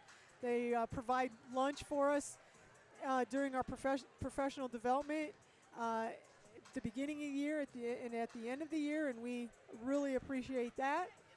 They do all the programs. They do the typesetting and the printing of all the programs for volleyball, football, basketball, wrestling, and track. Also, they support the homecoming parade. They support post-prom, fine arts boosters, the robotics team, yearbook, the baseball team. They have a field sign out there on the baseball field. And they also help with the mental health and community resources night. So Next Bank does a lot for our school and the community here, and we really appreciate it. And I always like to make sure that everybody knows what all the things that Next Bank does for us, besides just help us out here with this Wildcat Sports channel, which we do appreciate. And again, this is new this year, the Wildcat Sports. We switched over and we went from somebody, a second party, I guess, or helping us. We just went straight. We're going through YouTube. And as I mentioned at the beginning of the year, we kind of got off to a rough start learning this whole thing.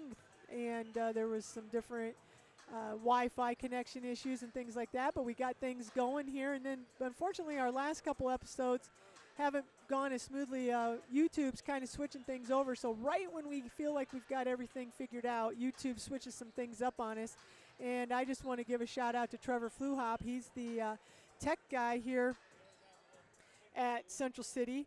And Trevor has been my go-to as far as trying, whenever I have a question or figuring out, trying to figure something out. When we went to him with this, he's like, sure, he'd help us get it going. And he's been a lifesaver and has now got us going on this new look. So hopefully everything's sounding good tonight and you can hear me and no problems with any cutting out and things like that. So again, thanks to Trevor Fluhop, and we hope that everybody appreciates and enjoys, I guess, this. And the nice thing about these is if you can't listen, if you're here at the game, the nice thing about it is that these are right after the game. When I get done broadcasting, this is going to be available to re-listen. And so I think that a lot of the players and families that are at the game like to do that we've heard a lot of positive comments. So thanks to Next Bank, and I hope everybody's enjoying the Wildcat Sports broadcast tonight. So starting lineups are going on right now. So far we've got Trey Orcutt, and we've got Ethan Ty, we've got Nick Reed, and it looks like it's going to be Keegan Kula and Patrick Wade for the Wildcats, and as for starters.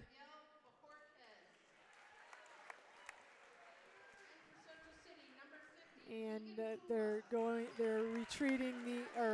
introducing the Mag Valley starters.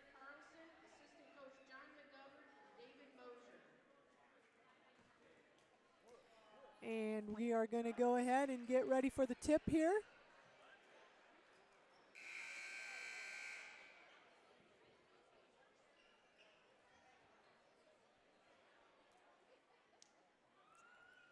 Nick's obviously going to do the jumping for the Wildcats.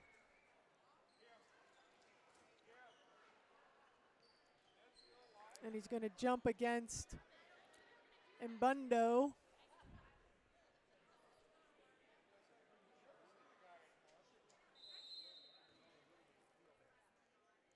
And Nick gets the jump. And Nick's going to be defended by Mbundo, and it looks like the defense is going to be a box and one. Mbundo on Nick Reed. So the Wildcats here passing it around the perimeter, and now Nick has gotten the ball. Gets a screen by Keegan Kula, and Nick goes up for two on about a 12-foot jump shot there. So Holtz here, Avery Holtz, the freshman, brings it into the front court, gets it to Mbundo, back to Holtz. Mbundo to Holtz, over to Menson, back to Holtz and Mbundo. Mbundo's going to drive baseline with his left hand, gets it to Holtz. Holtz bounce passes it. The Wildcats are moving around Mag Valley here. Good defense by the Wildcats. Abundo has the ball knocked away, but he picks it back up.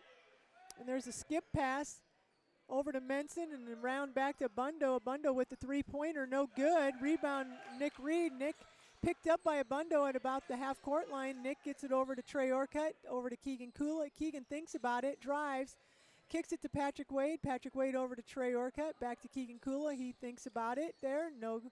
And then he gets it to Ethan Ty. Ethan over to Patrick Wade. Wildcats here spread things out, reset. And Nick Reed's got 2 to 3 guys on him. And they're almost telling the Wildcats, hey, go ahead and shoot that outside shot. And there goes Patrick Wade. Nice cut and pass by Keegan Kula. And there's Ethan. Nope. The three-pointer is partially blocked, and that's got to be a travel there. The three-pointer was partially blocked, and is that Menson, I think, came down with the rebound. Yeah, Menson came down with the rebound, and he fell. There's an out-of-bounds play to Nick Reed, and he puts it right up there right in front of the rim. So with 6 minutes to go, it's 4-0 Wildcats. Avery Holtz, the freshman's going to bring it into the front court. Wildcats are in their 2-3 zone. And Holtz just dribbling around out there. He gets it to Abundo. And Bundo gets it up to Holtz, and they get it to Menson, back to Holtz. Holtz bounce passes it inside. And kicked back out, number 20, Andrew Holtz. The Wildcats have black uniforms with this old gold and I don't know, it's like a gray gold, and it's kind of hard to read, to be honest, on the numbers. But anyway, there's Holtz who goes in, and that's going to be Andrew Holtz, and he scores on the out of bounds play, and they're going to call that foul, I believe, on Patrick Wade. So that's going to be Wade's first foul.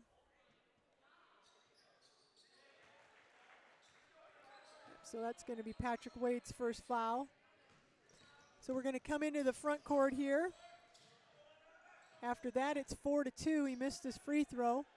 So Wade has it on the baseline, looks inside, and he's going to pull the trigger there. And it's no good, and that's going to be Andrew Holtz with the rebound. He's going to bring it into the front court, gets to his brother, over to Mbundo. He gets it into Holtz. They get it out to Menson. Here's the younger Holtz to the older Holtz. And then back to Mbundo. And Mbundo knocks down the three-pointer.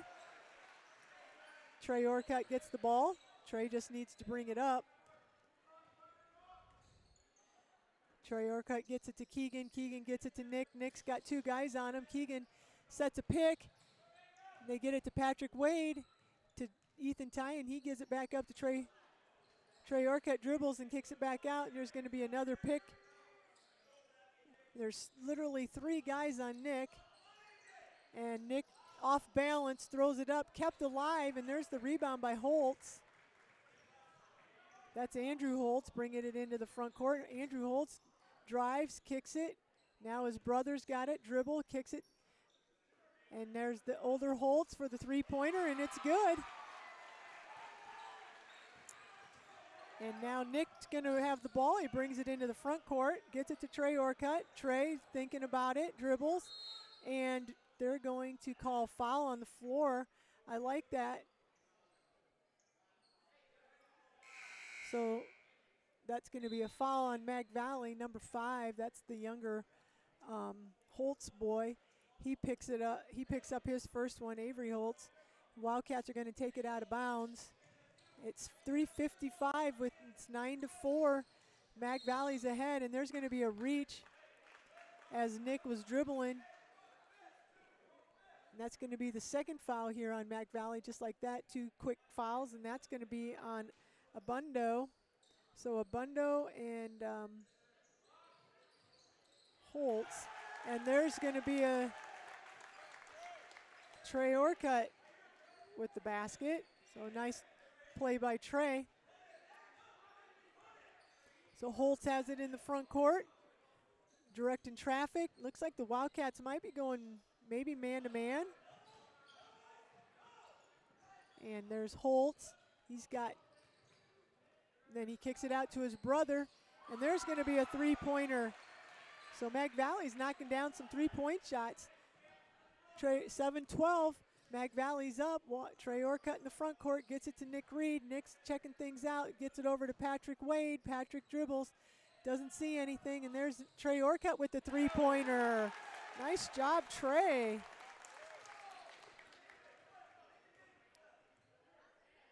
And we've got Holtz bringing it up, being guarded by Ethan Ty. It looks like the Wildcats actually are going to go to a little bit of a man-to-man. And that's Owen Menson with the three-pointer. So right now teams are trading three-pointers. It's 10-15. Mag Valley's up. Trey Orcutt dribbling, handling the ball, sets a pick. Nice pass by Nick to Patrick Wade. Nice pass. Nick had two people on him, and Patrick made a nice cut to the basket, and Nick was able to find him underneath there. So it's 12-15. Pretty high-scoring first quarter. Abundo, he puts up the shot short. A rebound by Mag Valley. And Abundo is going to go in, and he reverse layup on Nick. And Wildcats are coming back the other way here. Nick's got the ball, makes a move, gets it over to Trey Orcutt. Trey thinks about it, dribbles, pulls it back out. Wildcats set things up here. David Warrington is checked in. David gets it to Trey. Trey's checking things out. He gets it over to Ethan Ty. Ethan thinks about it. Nope. Gets it to Warrington. Back to Ethan. Long pass to Patrick Wade. Patrick's checking things out. Ethan. They're getting out knowing Ethan's a three-point threat. And there's Nick Reed with a three-pointer. And there's a nothing but net right there.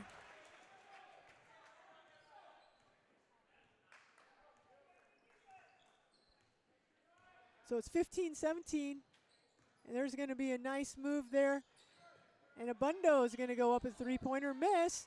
Nick Reed with the rebound. He's going to go. He's got it in the front court behind the back. And there's a three-pointer by Nick. Back-to-back three-pointers. That's got the crowd on their feet. So just like that, it's 18-17. Wildcats, the good Wildcats are up.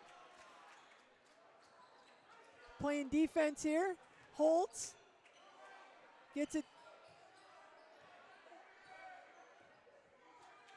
over to Miguel B, I'm going to call him.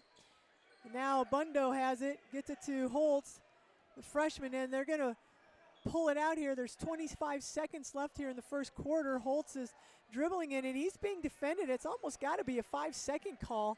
I'm not sure how that wasn't a 5-second call. Then he drives and penetrates and kicks the ball off of Nick Reed, or bounces it off of Nick's foot, and it goes out of bounds. So Marshall Vandevet and Keegan Cooler are going to check in here quick for the last 16 seconds. We've got 18-17. The good Wildcats are up.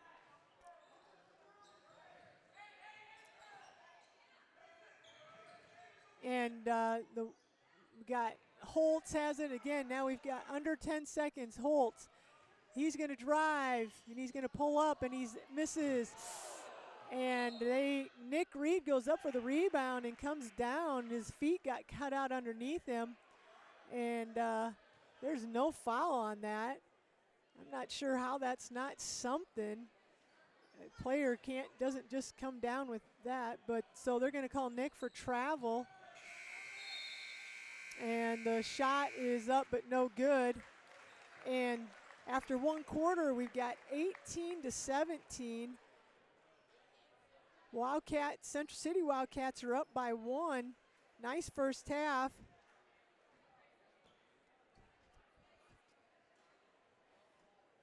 I'm missing 1 point. Now I can't remember if somebody shot a free throw or not, but I'm 1 point off. So I've got Nick with 6, 7, 8. I've got him with 10 first quarter points. Patrick Wade with a bucket, and Trey Orcutt with a three-pointer and a two-pointer with 5 points. So Wildcats at 18, Mac Valley at 17.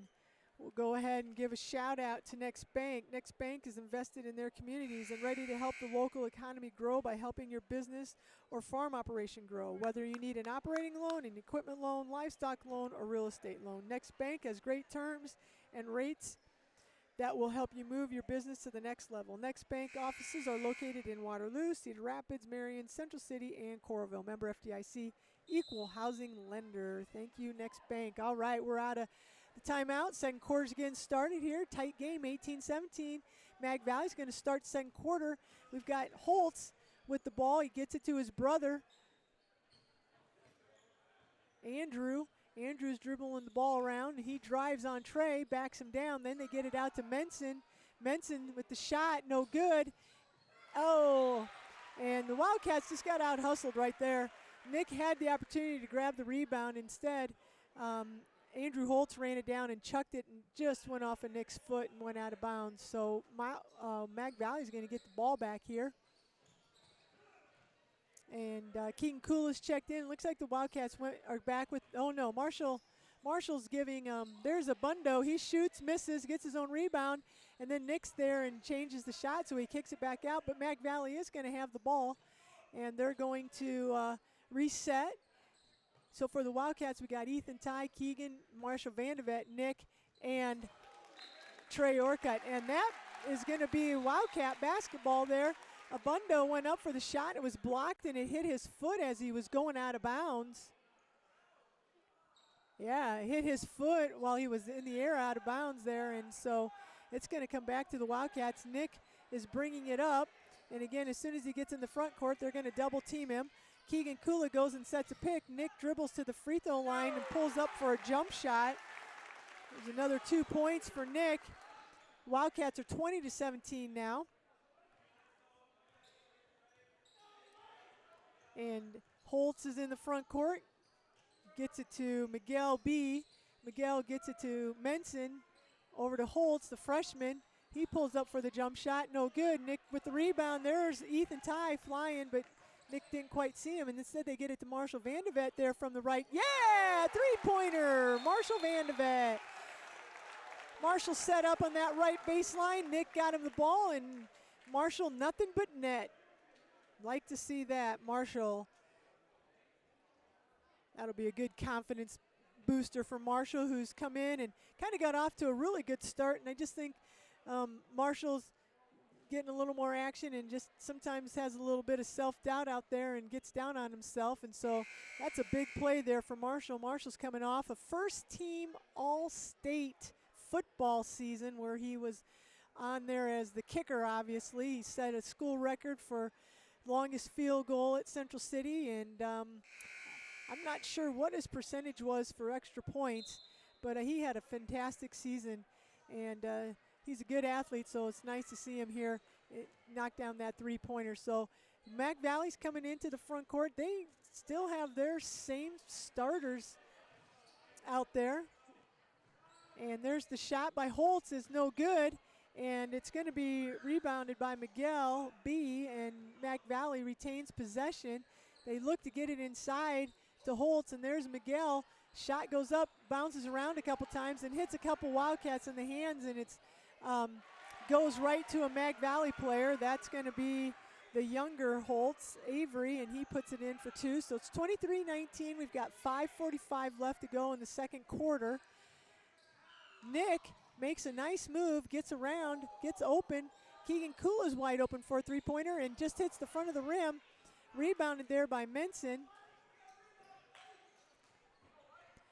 And then he gets it to Holtz. Holtz brings it up into the front court. Wildcats went to that man-to-man, and Menson, oh yeah, I think, are they going to get that on Nick, or are they going to get it on Marshall? We'll find out here. I think they called that on Nick. So that's going to be Nick's first foul. And that's going to be Avery Holtz going to the line for Mag Valley, and his free throw is up and good, so he'll have a second one.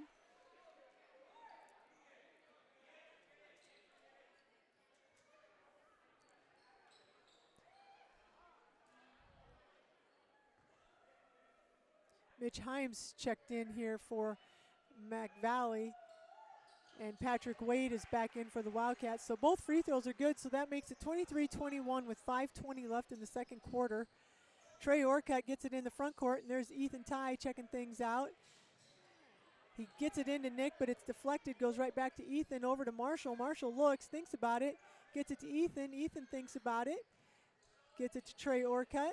Trey dribbling, gets it inside to Marshall. Not sure what Marshall's going to do in there. Trey Orcutt took off, and they said he traveled, so there's going to be a turnover. Wildcats haven't really had too many turnovers tonight, so right idea, just move to that pivot foot.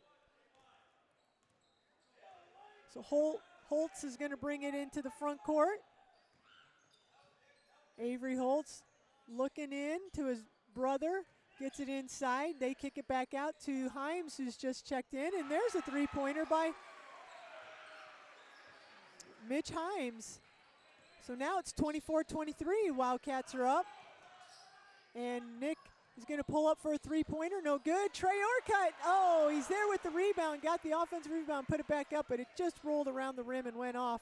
And Mac Valley's going to come back the other way. Avery Holtz gets it to Abundo. Abundo up with the three-pointer, in and out. Nick with the rebound. Nick's going to take it, and he's on the run going the other way. He gets it over to Trey.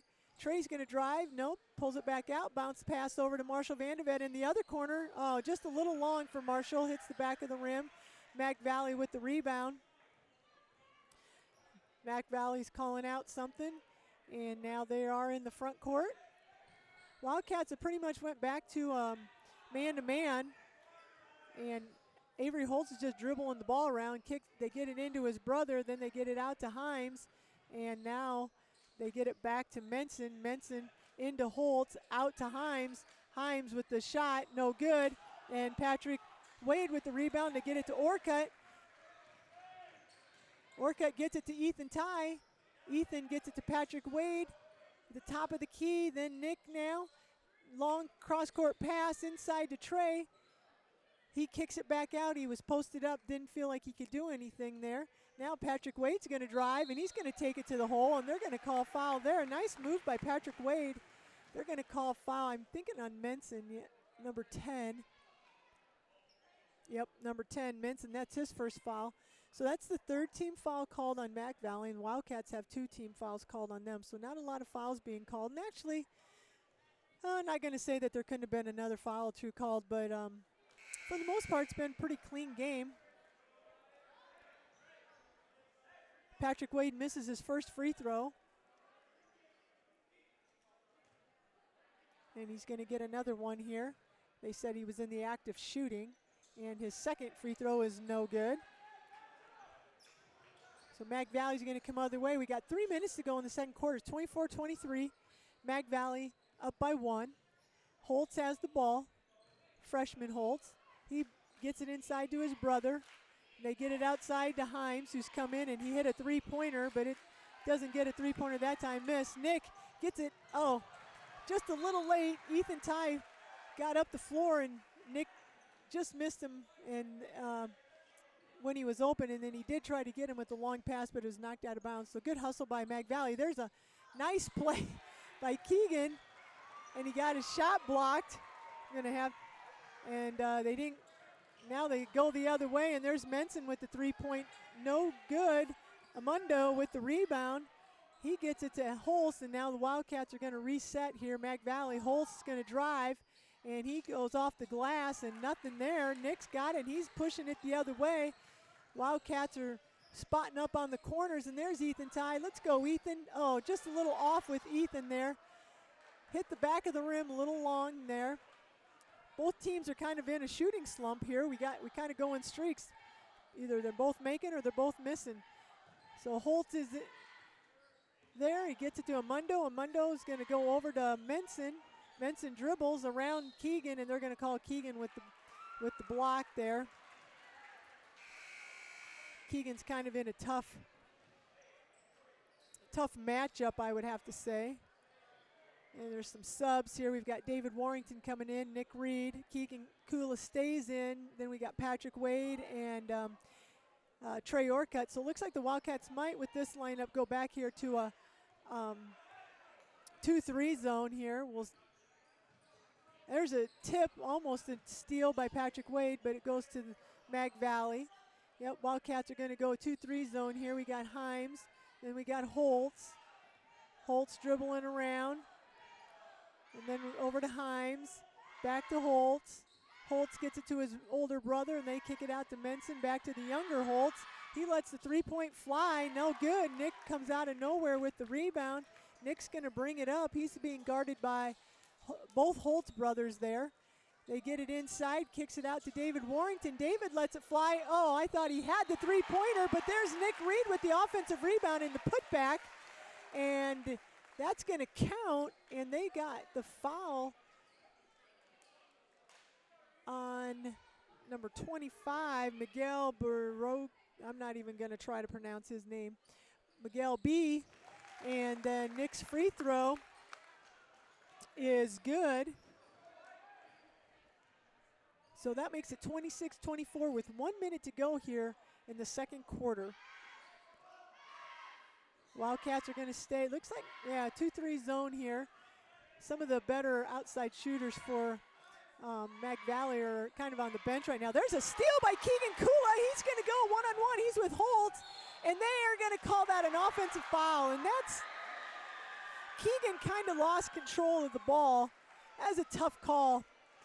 So that's Keegan's second foul. So Ethan Ty's going to check back in. Nice defense by Keegan getting that steal.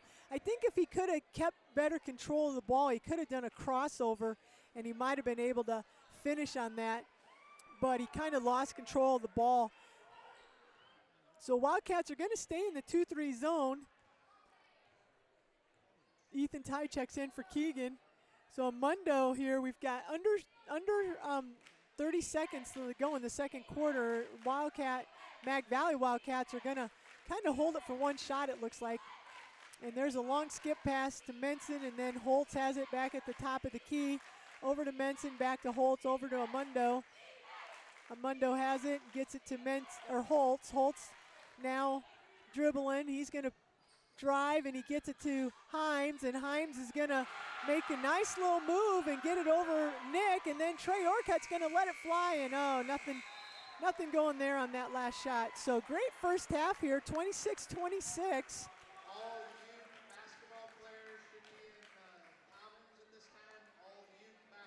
So there was just a really short, the Wildcats came out and did all their scoring, I think, about the first chunk of the second quarter. And the Mag Valley kind of did theirs more on the second end of that. So after an 18-17 first quarter, it's 26-26. So the Wildcats get 8 points that quarter, and the Mag Valley Wildcats get 9. So the scoring went down a little bit there. So it'll be interesting here. We got a whole new game, and we'll be coming out here in this second half. And 2, 4, 6, 8. I have Nick with 15 first half points. And again, I'm off by 1 point somewhere. I don't know, maybe Nick had another free throw that I didn't put down, or else I counted a 2-point shot. It should have been a 3-point. I'm not sure. But anyway, Nick's either got 15 or 16 first half points. There might be a 3-pointer he had, and I have it as a 2. But anyway, Patrick Wade's got 2, Trey Orcutt's got 6 or 5, and Marshall Vandevets got 3.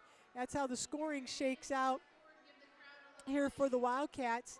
And again, we're at halftime. I'm Cindy McCarthy, and it's 26-26.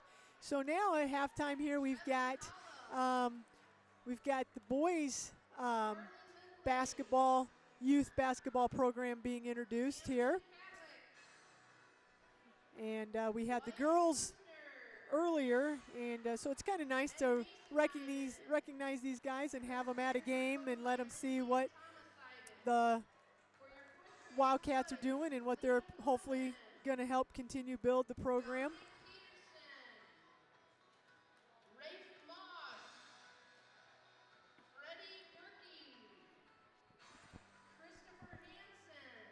I've mentioned this too, and I'm going to keep mentioning it. Well, one is I'd like to give a shout out at halftime here to the Athletic Booster Club. We always try to recognize them each game.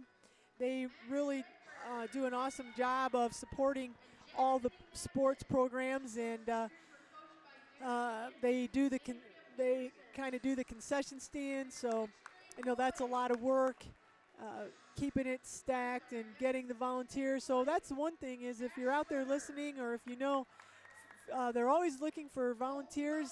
They try to break it down into a couple different shifts. So you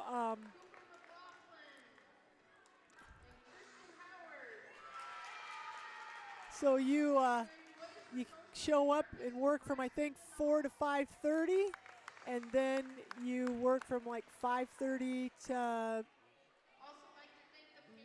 I'm not even sure, 8 maybe, I'm not sure. They have it broken into a couple different shifts. So I know they'd love, if you want to volunteer, they would love for you to sign up, and I'm sure you could email Mejan Kramer, or you can email Mr. Carlson if you want more information on that. They do have like a sign-up thing out there. I bet you if you look on the Central City Facebook page, and if you haven't liked that page yet, you should do that. We put a lot of information out there on what's going on with the school, not just sports, but what's going on in the elementary and different things like that. But I know it has some of those links. And so if you want to help out, I'm sure the Athletics Booster Club would love that. And so again, we appreciate all they do. And then I mentioned the NFHS. That's a new thing that, again, Booster Club's paid for some cameras that we have mounted out at the football field and here in the gym, and for volleyball and basketball games. And then for football games, we have you can watch them, but it is a subscription that you do have to pay for that if you want to actually watch the competition on this. It's a streaming service, and you have to again pay for that. And through our tech department, I mentioned Trevor Fluhop, we actually can link into that, and I think I'm providing audio. Hopefully it's working, providing audio. So if you pay for the subscription to watch the games, for all the home games, you'll actually get my audio added into that. But if you don't want to pay for a subscription to watch the game and you don't mind listening, then you can listen for free. And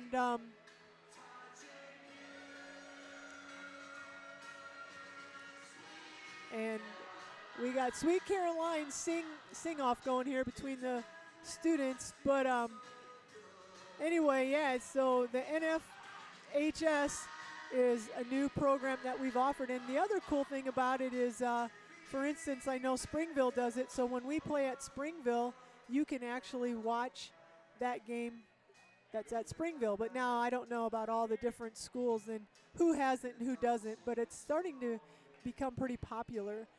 But again, it's not free, so if you've got questions with that, don't hesitate to put something on our Facebook page, or we try to respond to those comments, or email Mr. Carlson. He's the AD, and he can probably answer any questions that you have. So we have a lot of different options out here. We want to try to provide all the Wildcat fans, as much as we can, options to listen in or watch in if you can't make it to the games. I know we have a fan down in Florida, the Reed's uncle, and he likes to listen. His family down in Florida likes to listen in, and it's just something that we have that we do some of the away games. We don't do all the away games, but we do some of them, and we'll do the tournament games for sure also. So if you can't make it, once the tournament trail starts, if you can't make it to a game, we definitely will be at those tournament games, and we will provide at least audio, maybe not video, but you'll for sure have audio. And so we just want to, the Wildcat program, all the athletes, they work hard, and we, just want you guys to have the option to support your favorite Wildcats. And so these are just some different ways that we do that.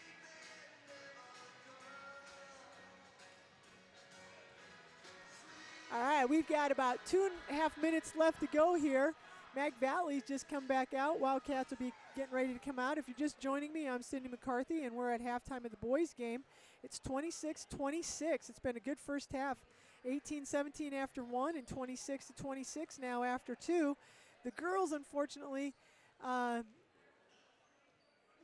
weren't able to overcome the pressure and the physicality of Mac Valley, and they went down in that first game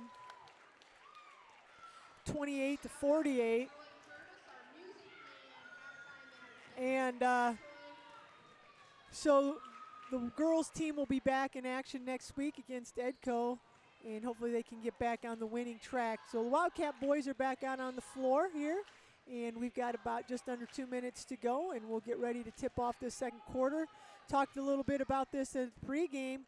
This is a big game for the Wildcats. We lost on a buzzer beater at Mag Valley. I guess it was on January 7th, I think I noticed, and it was 46-44.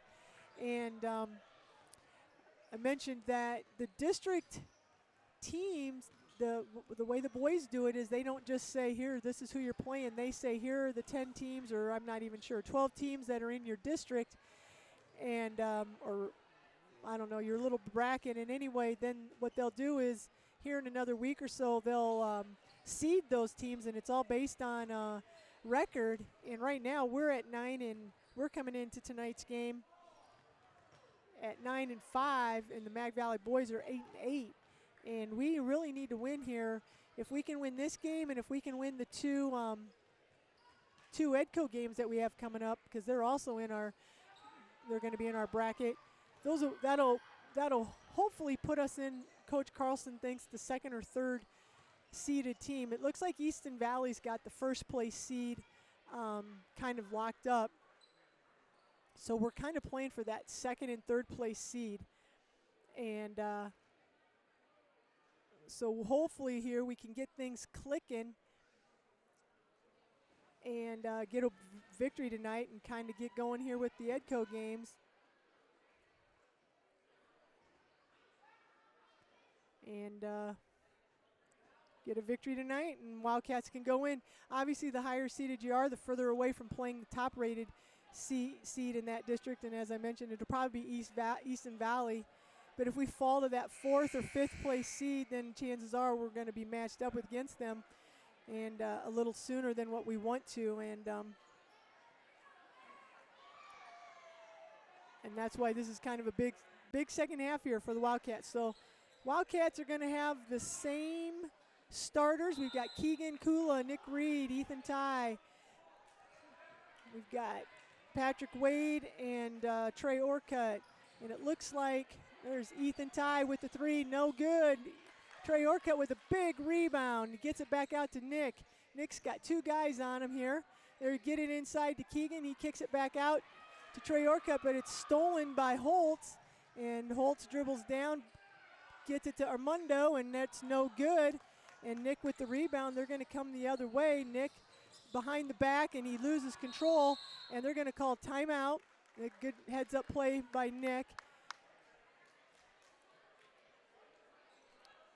So kind of lost his balance and fell, and he was able to corral the ball and maintain possession, call a quick timeout there.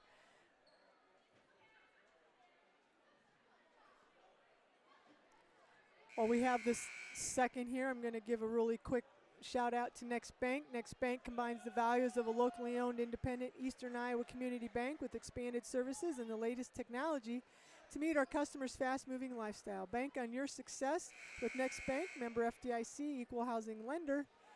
All right, quick timeout here. We're back at it. And there's an out-of-bounds play to Ethan Ty. Ethan gets it back to Keegan. Keegan's going to drive back in, kick it back out to Ethan, skip to Patrick Wade. Gets it to Trey Orcutt. Trey's going to get the ball to Nick. Nick's at the top of the key here. They're resetting. He's got two people. There's Trey.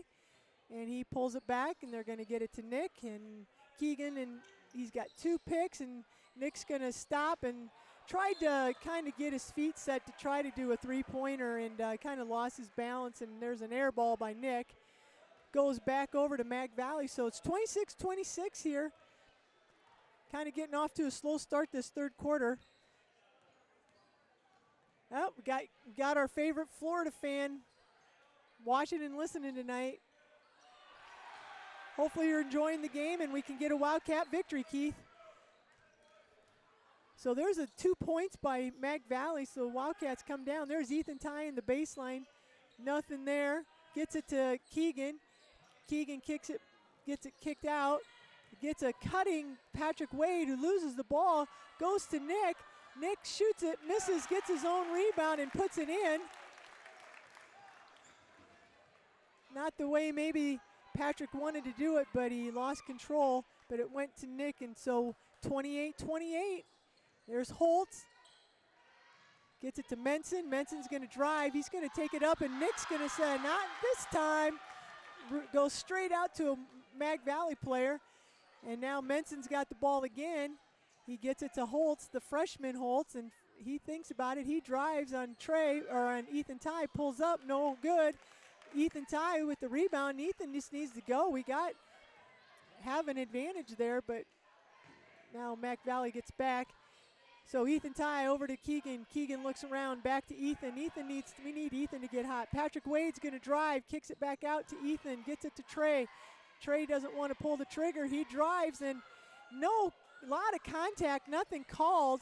Nick really couldn't go up and get the rebound because he would have probably landed on somebody there. The officials are letting them play, that's for sure. I think they only called with both teams, they only called maybe 6 fouls in the first half, maybe 7. I don't think either team got bonus. So we're back here on the other end, and there's the Holt. He's just doing a bunch of dribbling, and then he kicks it over to the corner, and it goes in and out. Rebound. Wildcats, I think that was Ethan Ty, gets it to Nick. Nick brings it into the front court. He's going to pull up for a 3-pointer, no good. Patrick Wade keeps it alive, and then Ethan Ty tips it again, and it goes to Nick. So the Wildcats are going to reset. Nick's going to drive. They're going to call travel, I think. Yep. He got in a little hop and a skip there, so I do think he traveled. So we're getting off to a rugged start here. 4:40 to go here. And 4:40 left in the third quarter, and it's 28-28. Both teams have scored 1 basket.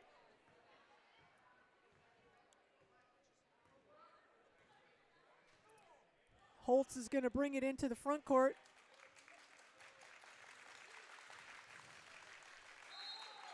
Owen Hall's listening in, and it looks like I just looked away, and now there's a Mag Valley took it to the basket, and it looks like they're going to call Patrick Wade for the foul. I believe that's Patrick's second, and the basket was good, so the freshman Holtz, Avery Holtz, is going to go to the free throw line here. Avery's averaging 9 points a game. Their free throw is good, so that puts Mag Valley up by 3. Got probably my 2 favorite listeners, Keith Knight and Owen Hall, here listening in. Glad we can bring it to you guys. Ethan Ty gets it over to Trey Orcutt. I'd like to see Trey maybe look to drive a little more here. He did a couple good things the first half. And there's Nick. Yeah, Nick takes it down the lane, gets it up over the front of the rim, and they're going to call foul. Is that on Menson, I believe? Yep, Menson, and that's going to be his second foul. So Nick's going to get an and 1 here. And Nick's free throw is good. So just like that, with 4 minutes to go, we're right where we were. We're still tied, 31-31. And we've got the freshman Holtz gets it in the corner. I believe that is Himes who's checked in, and then the freshman Holtz is going to dribble, tries to go around the basket to get away from Nick and puts a layup, and he misses. Nick with the rebound. Nick's going to come into the front court. He's got 2 people on him. Trey Orcutt, a couple ball fakes, and nothing there. Gets it back out to Nick. now the Wildcats are going to reset. Marshall Vandevet with the, in and out. Literally went down and spun back out, but Trey Orcutt gets the rebound, gets it inside to Patrick Wade, then he kicks it back out to Nick, and they're going to, I thought they might call Nick for another travel, but they are going to call, is that 13? 13's Amundo. He's their, I believe he's their leading scorer. Oh no, I'm sorry, Andrew Amundo's their second leading scorer. And he picked up his second foul. That's going to be the second team foul this half for the Maquoketa Valley Wildcats. Nick's first free throw is up and good, and his next free throw is up and good. So it's 33-31. The good Wildcats are up. We're just about 3 minutes left here in the second half, third quarter. With 3 minutes to go, Mac Valley spread it out here a little bit. Wildcats, Central City Wildcats here are playing a little bit of man-to-man. They get it into Amundo being defended, and Nick comes over and gets a tip on that. And the ball's getting tipped around, and Amundo gets that. I thought Nick might have been able to get it, but just wasn't able to get there. And there's a shot by Holtz, the leading scorer for Mac Valley. It's no good. Rebound Wildcats. Ethan Ty's bringing it into the front court. Ethan's making a move, and he pulls up for a nice little jump shot. Hey, there's 2 points for Ethan Ty. We needed that. We need Ethan to get going, him and Marshall and Trey. There's going to be a quick timeout by the Mac Valley coach, and that puts us up 35-31. We needed that. I was talking, if you've been listening, and Keith's helping me out here, he's watching the NFHS version of this, and he said there's a little bit of a lag time with the audio versus the cameras, and so we can't be right on, but he said it's not too bad. So we appreciate that feedback, Keith, and hopefully you're enjoying the game. So we got a quick timeout here, 35-31. We talked about how big of a game this is. Central City was up by 1 after one quarter, and then it was tied at halftime, and it's been back and forth here this third quarter, and the Wildcats now have got it up to 35-31 lead. That's the biggest lead anybody's had in the second half, and it's going to be Mac Valley's ball. They're going to have the two Holtz brothers in there. They got Menson and Himes and Bundo in there. They don't go very deep. They got a lot of guys dressed over there on the bench, but they have only, to my knowledge, played 6 guys, I think. And so, Wildcats, they're going to call. Now, that to me is a tough call. I'm not sure what Patrick Wade was supposed to do on that. He just kept moving his feet, and Holtz initiated the contact, and I thought Patrick did a good job of keeping his arms straight up in the air, but they're going to call Patrick Wade, and unfortunately, I mean, Patrick does a pretty good job, but you don't like this situation. But Patrick does have 3 fouls, and Avery Holtz goes to the line and knocks down his free throws, so Keegan Koo is going to come in for a little bit. There is 2 minutes to go here in the third quarter and the whole fourth quarter, so they're going to get Patrick out just probably for a little bit, and they'll get him back in.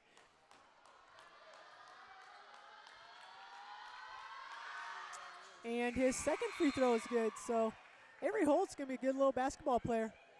And we got a sub. We've got Himes going out, and Mac Valley's back to their starting lineup. And Trey Orcutt's going to bring the ball up.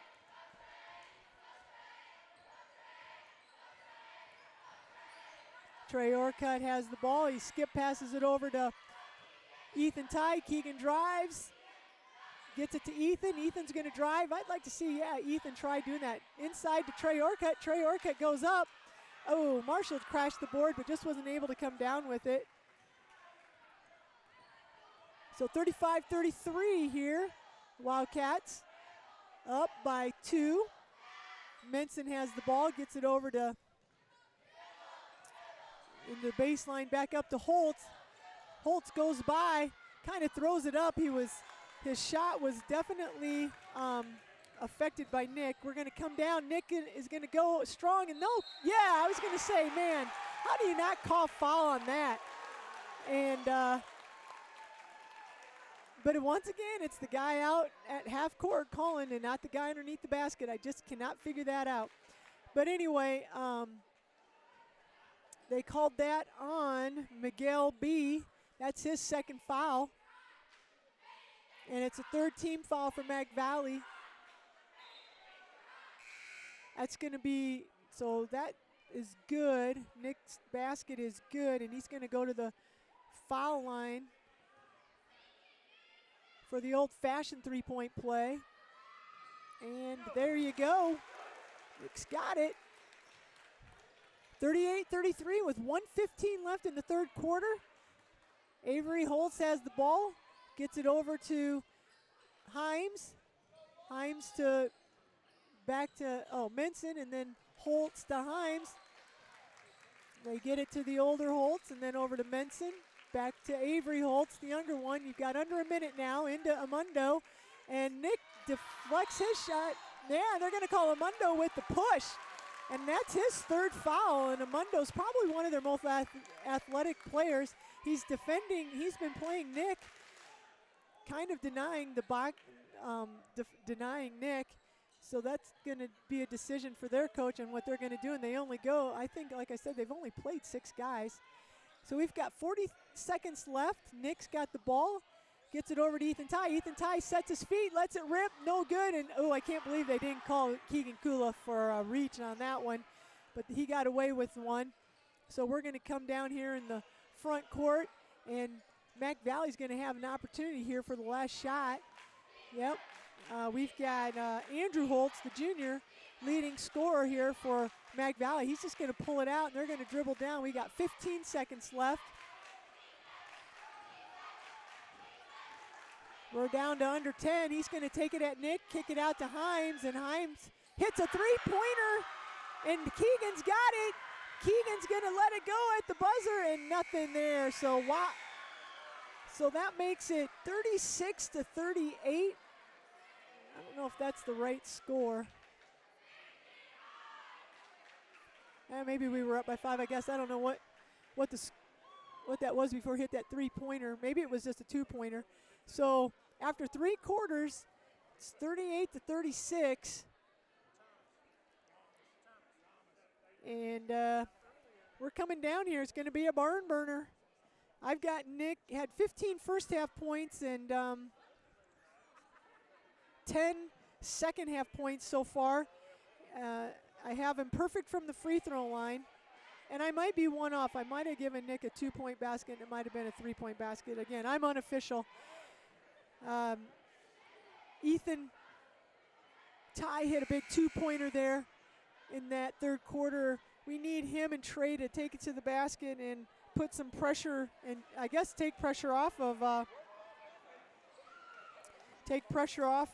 Nick a little bit. So looks like Mag Valley here made that 3-pointer, and then they're going to get the ball here to start the fourth quarter. So we got Holtz over to Himes. Himes looking around, gets it to Menson. Menson gets it back to the younger Holtz, over to his brother, checking things out, just dribbling. So 36-38, Wildcats up. Mag Valley. Holtz spins. Amundo, he's going to travel. Yeah, Amundo kind of got his feet out, got out of control there. So there's a turnover. Wildcats, I like to see that. Turnover on Mag Valley. So we've got Patrick Wade checking back in, and we've got Nick and David Warrington's in, along with Trey Orcutt and Ethan Ty. Ethan Ty over to Patrick Wade, who's in with 3 fouls, so hopefully Patrick can stay out of foul trouble. There's 2 picks for Nick. Wasn't able to make anything happen. We got Ethan Ty on the corner. Hits the rim. No, rebound by Nick. He misses his own shot. I'd love to see Nick just put that right back off the backboard. He has a tendency to go for the rim. Good hustle there to get that offensive rebound. Would have been nice to finish right there. It's 38-36, Central City Wildcats up, 6:52 left here in the game. And there's a drive by Holtz, and they're going to call a reach on Central City. I think they're going to call that on Trey Orcutt. And again, that looks like it's Trey's first foul. So it's out of bounds. It's the third team foul called on the Wildcats, so no bonus yet here. Inbound pass to the older Holtz, and he's going to drive. He kicks it out to Himes. Himes dribbles. And Mundo with the shot hits the back of the rim, and rebound Patrick Wade gives it to Nick, and I'm not sure. Coach Carlson calls a quick 30-second timeout. So he must have seen something, wants to make some little bit of a change.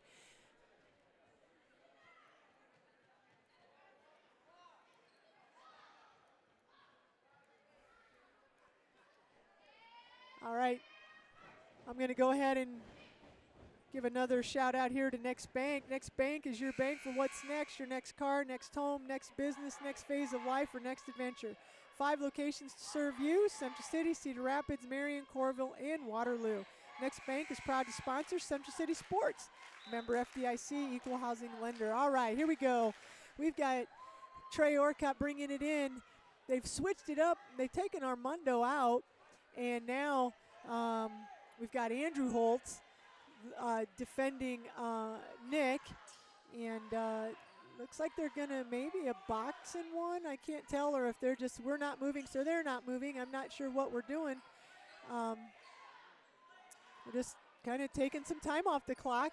There's David Warrington, and he's going to give it back, and Ethan Ty's got it. They're going to go over there to Trey Orcutt. Trey's being defended. You better watch it. He almost stepped over the half court. Trey's going to drive. Then he comes back out. Nick's at the free throw line. He's being fronted.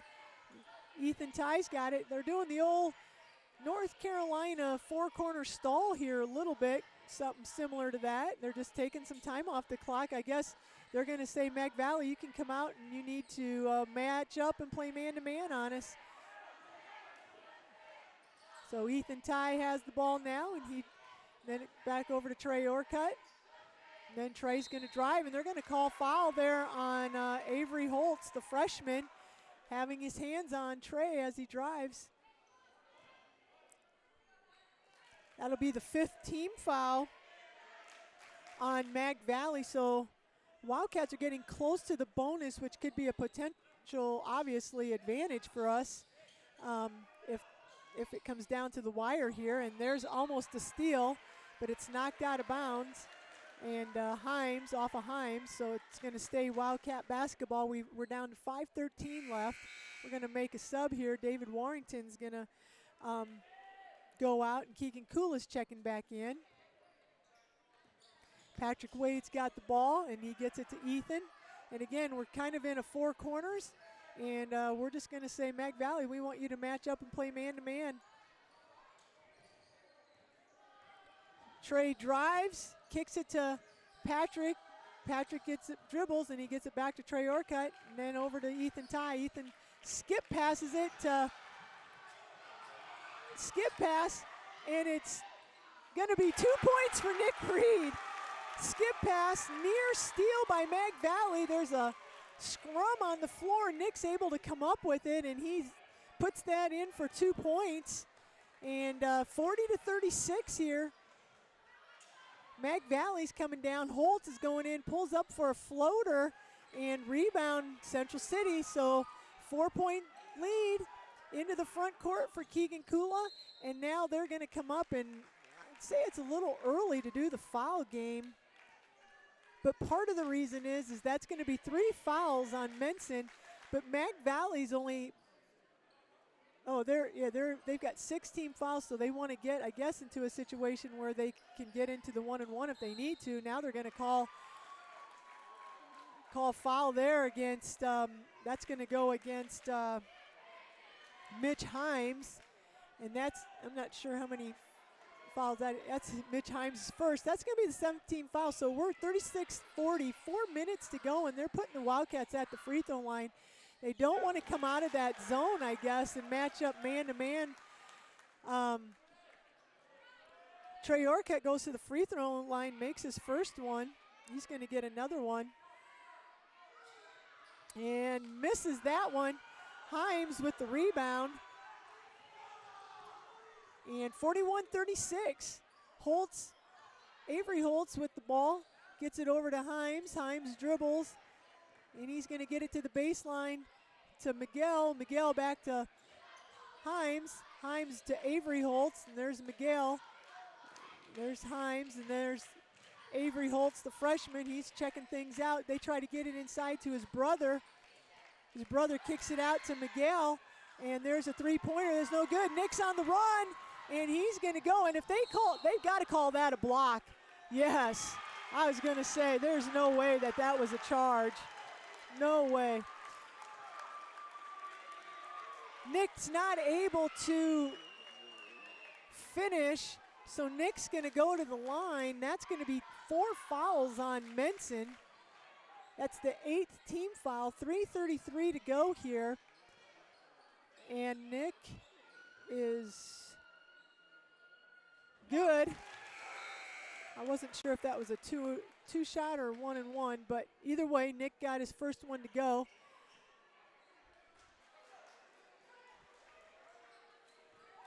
So Nick's got one more here. 36-42, and he's good. So we got Avery here. Avery Holtz bringing the ball up, and he's going against Ethan Ty. And he's dribbling it around, trying to make something, and he gets it to Himes. Himes dribbles, kicks to the older Holtz. He's dribbling around, and he's going to take it in, and then he kicks it back out to Lubbock, who's the new Mag Valley guy. He lets it fly. He's been sitting on the bench the whole game. Oh, and Nick had the rebound. It got knocked out of his hands. I think it was Avery Holtz, and it went to his brother, Andrew Holtz, and Andrew's able to get the ball to go, and they're going to call foul there on Nick. That's Nick's second, so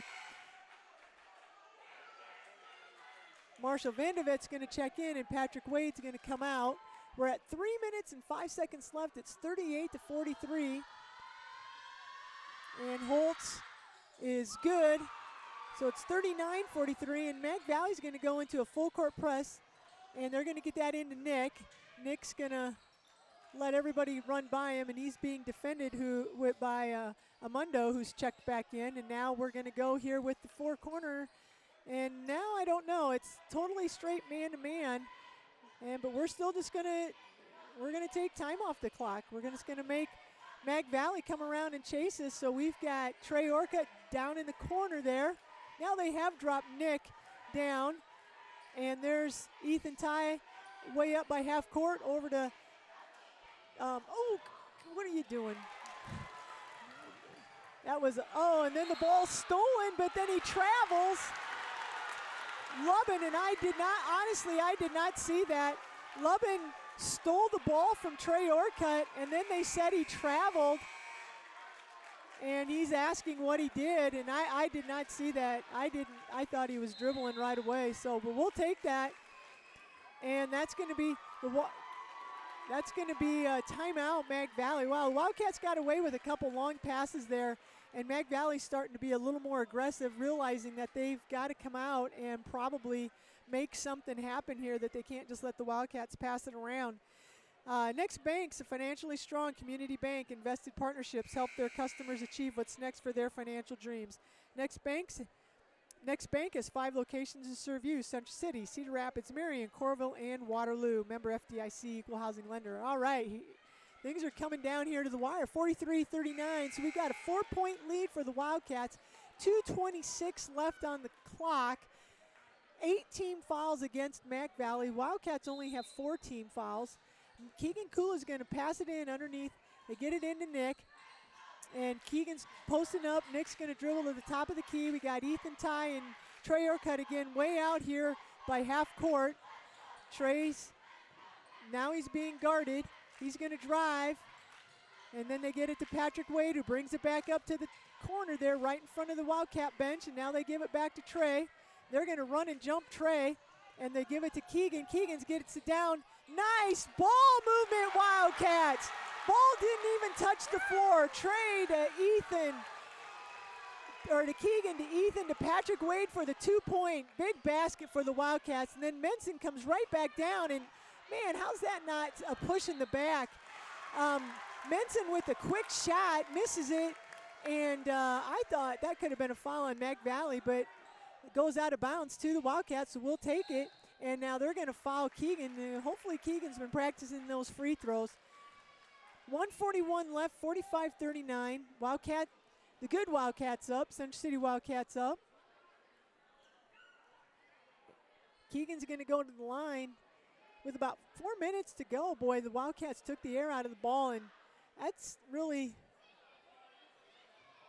a long time to play keep away and not really look for your shot. There's Keegan, and he misses, so the foul works there, so it's 45-39, 1:30 to go. Wildcats have to play some D here. There's Holtz, and he knocks down a two-pointer, and they get it into Trey, and Trey's going to get it up into the front court, and there's going to be a foul. Lubin, who checked in for Mag Valley, Mason Lubin, a senior, 5'10 senior. Trey Orcutt got the inbounds pass right away and got it straight up into the front court, and then he was fouled. So we've got 1:22 left, 45-41, 4-point game here. And they're kind of getting some sweat wiped off of the floor there. Here's Trey Orcutt. And his first free throw is up and no good.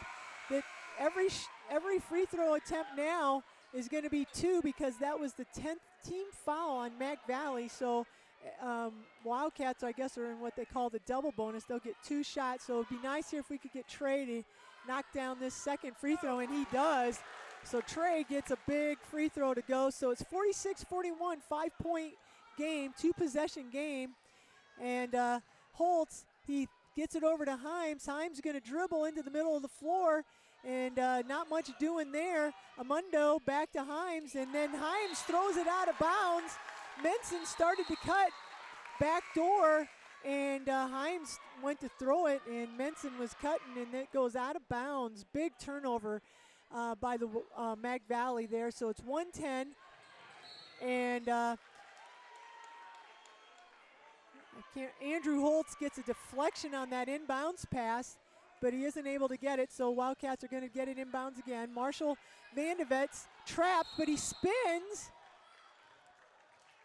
And he spins, and he's starting to come up the floor, and I think Carlson might have called a timeout because he thought he was going to get, well, and plus it was getting close to a 10-second, it would have maybe been close to a 10-second call. So quick timeout, 30-second timeout. We got 46-41. Actually, I think it's a full timeout. Both teams are sitting down. So kind of just a recap of the game. While both teams got off to a crazy start, 18-17 after Central City's up by 1 after first quarter. Then second quarter is 26-20. It is 26-26 at halftime. Wildcats scored 8 points in the second quarter, 9 in the and then Mag Valley scored 9. And then in the third quarter, Wildcats scored 12 and Mag Valley 10. So it was 38-36. Wildcats up by 2 at after 3. And right now we've extended the lead to 46-41. 5-point lead. This is probably ties our biggest lead of the game. I don't think any team has had more than maybe a 5-point lead. I know we had a 5-point lead earlier there in the second quarter. So a 5-point lead, I feel like, is the biggest lead that anybody's had. The ball gets passed into Trey Orcutt, and the Wildcat, Himes is trying to foul, I think. I mean, I think he wanted the foul, and the officials called a jump ball, I believe. So arrow possession belongs to the Wildcats. And there's 1 minute and 1 second left, and so we get it in again, and now we've got a dribble, and here we go. We're into the front court, and that's going to be a foul on the freshman Avery Holtz on Ethan Ty. So we'll send Ethan Ty to the line. I guess I could look at some free throw percentages here. I don't know if this is necessarily that it matters. Ethan's about a 60% free throw shooter. And his first free throw is up and good. Big free throw there by Ethan. he can knock this next one down, that makes it a 4-possession game. It's right now 47-41, 6-point game. Big free throw right here. Oh yeah, and he got it in. Big free throw. So get him, there we go. Avery Holtz, whoa, being trailed by, and that's about all it's going to do here. There was a shot, miss. There's a steal by Avery Holtz. Nick wasn't paying attention. And now there's a steal almost back by Ethan, and then Avery shoots a three-pointer. Himes gets the rebound, dribbles behind the three-point line, shoots it in and out. Nick Reed with the rebound. 30 seconds left. Nick and Keegan ran into each other, but Nick was able to hang on to the ball and not travel. And they are going to call a foul against Mac Valley, so it's going to put Nick at the free throw line. It looks like they got Andrew Holtz. Andrew with his first foul. It's, again, double bonus here, so Nick's going to go to the line. He's going to have 2 shots. It's 48-41, and Nick's first free throw is good. And next one is good. I have unofficially Nick 9 for 9 from the free throw line. Get up there, Ethan. There you go. Here comes Holtz. And he's just going to take it in, and then he kicks it back out to, and there's a three-pointer with 18 seconds left. Mitch Himes, high arcing shot over Nick Reed, knocks down the three-pointer. So with 18.9 seconds left, there's still a lot of time on the clock. Makes it a 6-point game. It's a 3-possession game. You would hope that the Wildcats can knock down some free throws here. But 50-44, 18 seconds left.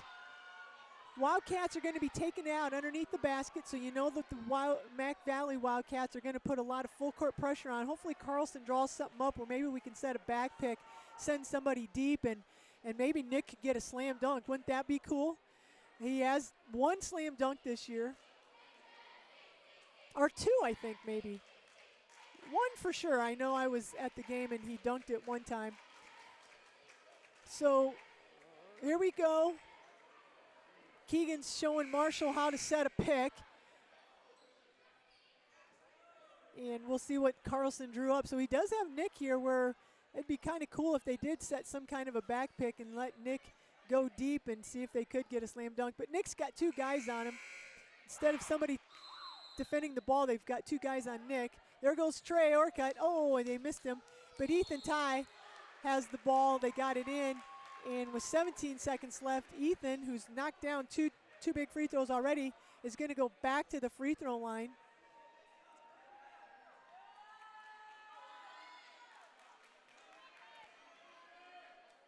So again, Ethan's going to have 2 shots because it's double bonus. They called that foul on Avery Holtz. That's Avery Holtz's 3rd. And this time the ball goes off the side, and so that free throw is no good. And Ethan will have another one here. Ethan Ty can make this. There it is. Nice free throw by Ethan. So they're going to get the ball right away up in the front court. And there's Avery Holtz, the freshman. And they said three-pointer, and he misses. The ball bounces straight to Trey Orcutt, and he's going to be fouled. And it's either on Amundo or Avery Holtz, either one. And that's going to put, that looks like it's 5 fouls on whoever they're calling the foul on. I didn't see who they called the foul on. Looks like Amundo, number 13. I didn't keep stats for the visitors, but he came into the game averaging about 9 points a game, pretty athletic. He was defending Nick all night. So it's 51-44, 8.4 seconds left. Trey Orcutt's going to go to the free throw line. I have Trey being 2 for 2 from the line. Again, my stats are unofficial. Sometimes I get caught up in the game and I forget to mark down something here.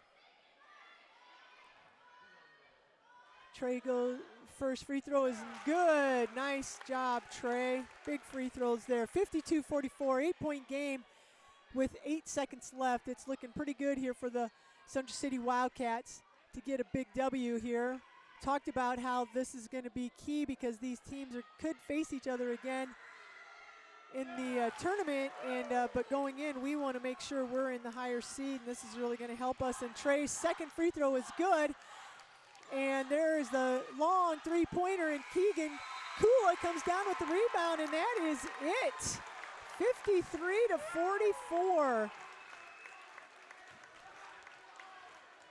So nice defense that fourth quarter.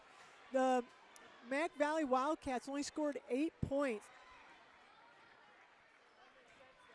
And the Wildcats were able to get 15 points there, and that just was the difference. And a lot of it came down to free throws. In the second half, I have us going 1, 2, 3, 4, 5, 6, 7, 8, 9, 10, 11, 12, 13, 14, 15, 16. We attempted 16 free throws. And again, this is unofficial, but I have us down for 16 free throws in the second half, and we missed 1. So when it's a tight game like this, boy, being able to go to the free throw line and have guys that are going to step up and knock down free throws, that's fantastic. Great effort. 2, 4, 6, 8. So I have Nick with 16, again, unofficial, 16 second half points. So that would be 31 on the game. Total points for Nick, and then I have Patrick Wade with 2 points. Trey Orcutt had 5 in the first, and he had 4 in the second.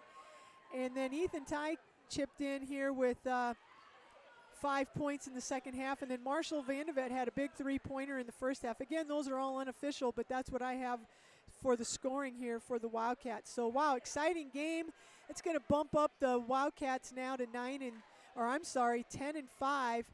And like I said, we're playing for seeding and potentially a first-round home game when the tournaments start. So big win here for the Wildcats. We split with Mac Valley now with our matchups, and the weird, it's just kind of weird way because of scheduling. And we are actually, the boys are going to play Edco tomorrow night. And then they're going to play Edco again on Tuesday night. So kind of a weird thing because of scheduling, but that's just the way it's going to be. And those are going to be 2 big games here for the Wildcats. And the girls, I know I mentioned earlier, are looking forward to playing Edco again because they lost by 2 points at Edco about a week ago. So I know the girls are looking forward to playing Edco again on our home floor and get back in that winning column there for the girls Wildcat. Owen, thanks for listening. Keith, thanks for listening. And any other Wildcat people out there that were listening, appreciate it. And hopefully you enjoyed the Wildcat sports broadcast. And again, just to recap, 48-28, the girls go down to Mac Valley. I had Sarah Reed, I think if I remember right, I had her with like 10 or 12 points. I put my girls' stuff away. And just unofficially, I have Nick with 31 tonight. But there was some key free throws down the stretch by Trey Orcutt and Ethan Ty, and just some great free throw shooting there by the Wildcats. Those two, Trey and Ethan, hit some big ones, and we were able to kind of pull away from Mac Valley there for a final 53-44. So congratulations tonight to the boys. Girls will be back at it on Tuesday to get back in that winning column. It's pretty exciting. And again, good luck to the boys wrestling team tomorrow for their conference tournament, and to the robotics they're playing they're at their super qualifier, and for the boys tomorrow. So thanks for listening tonight, and go Cats.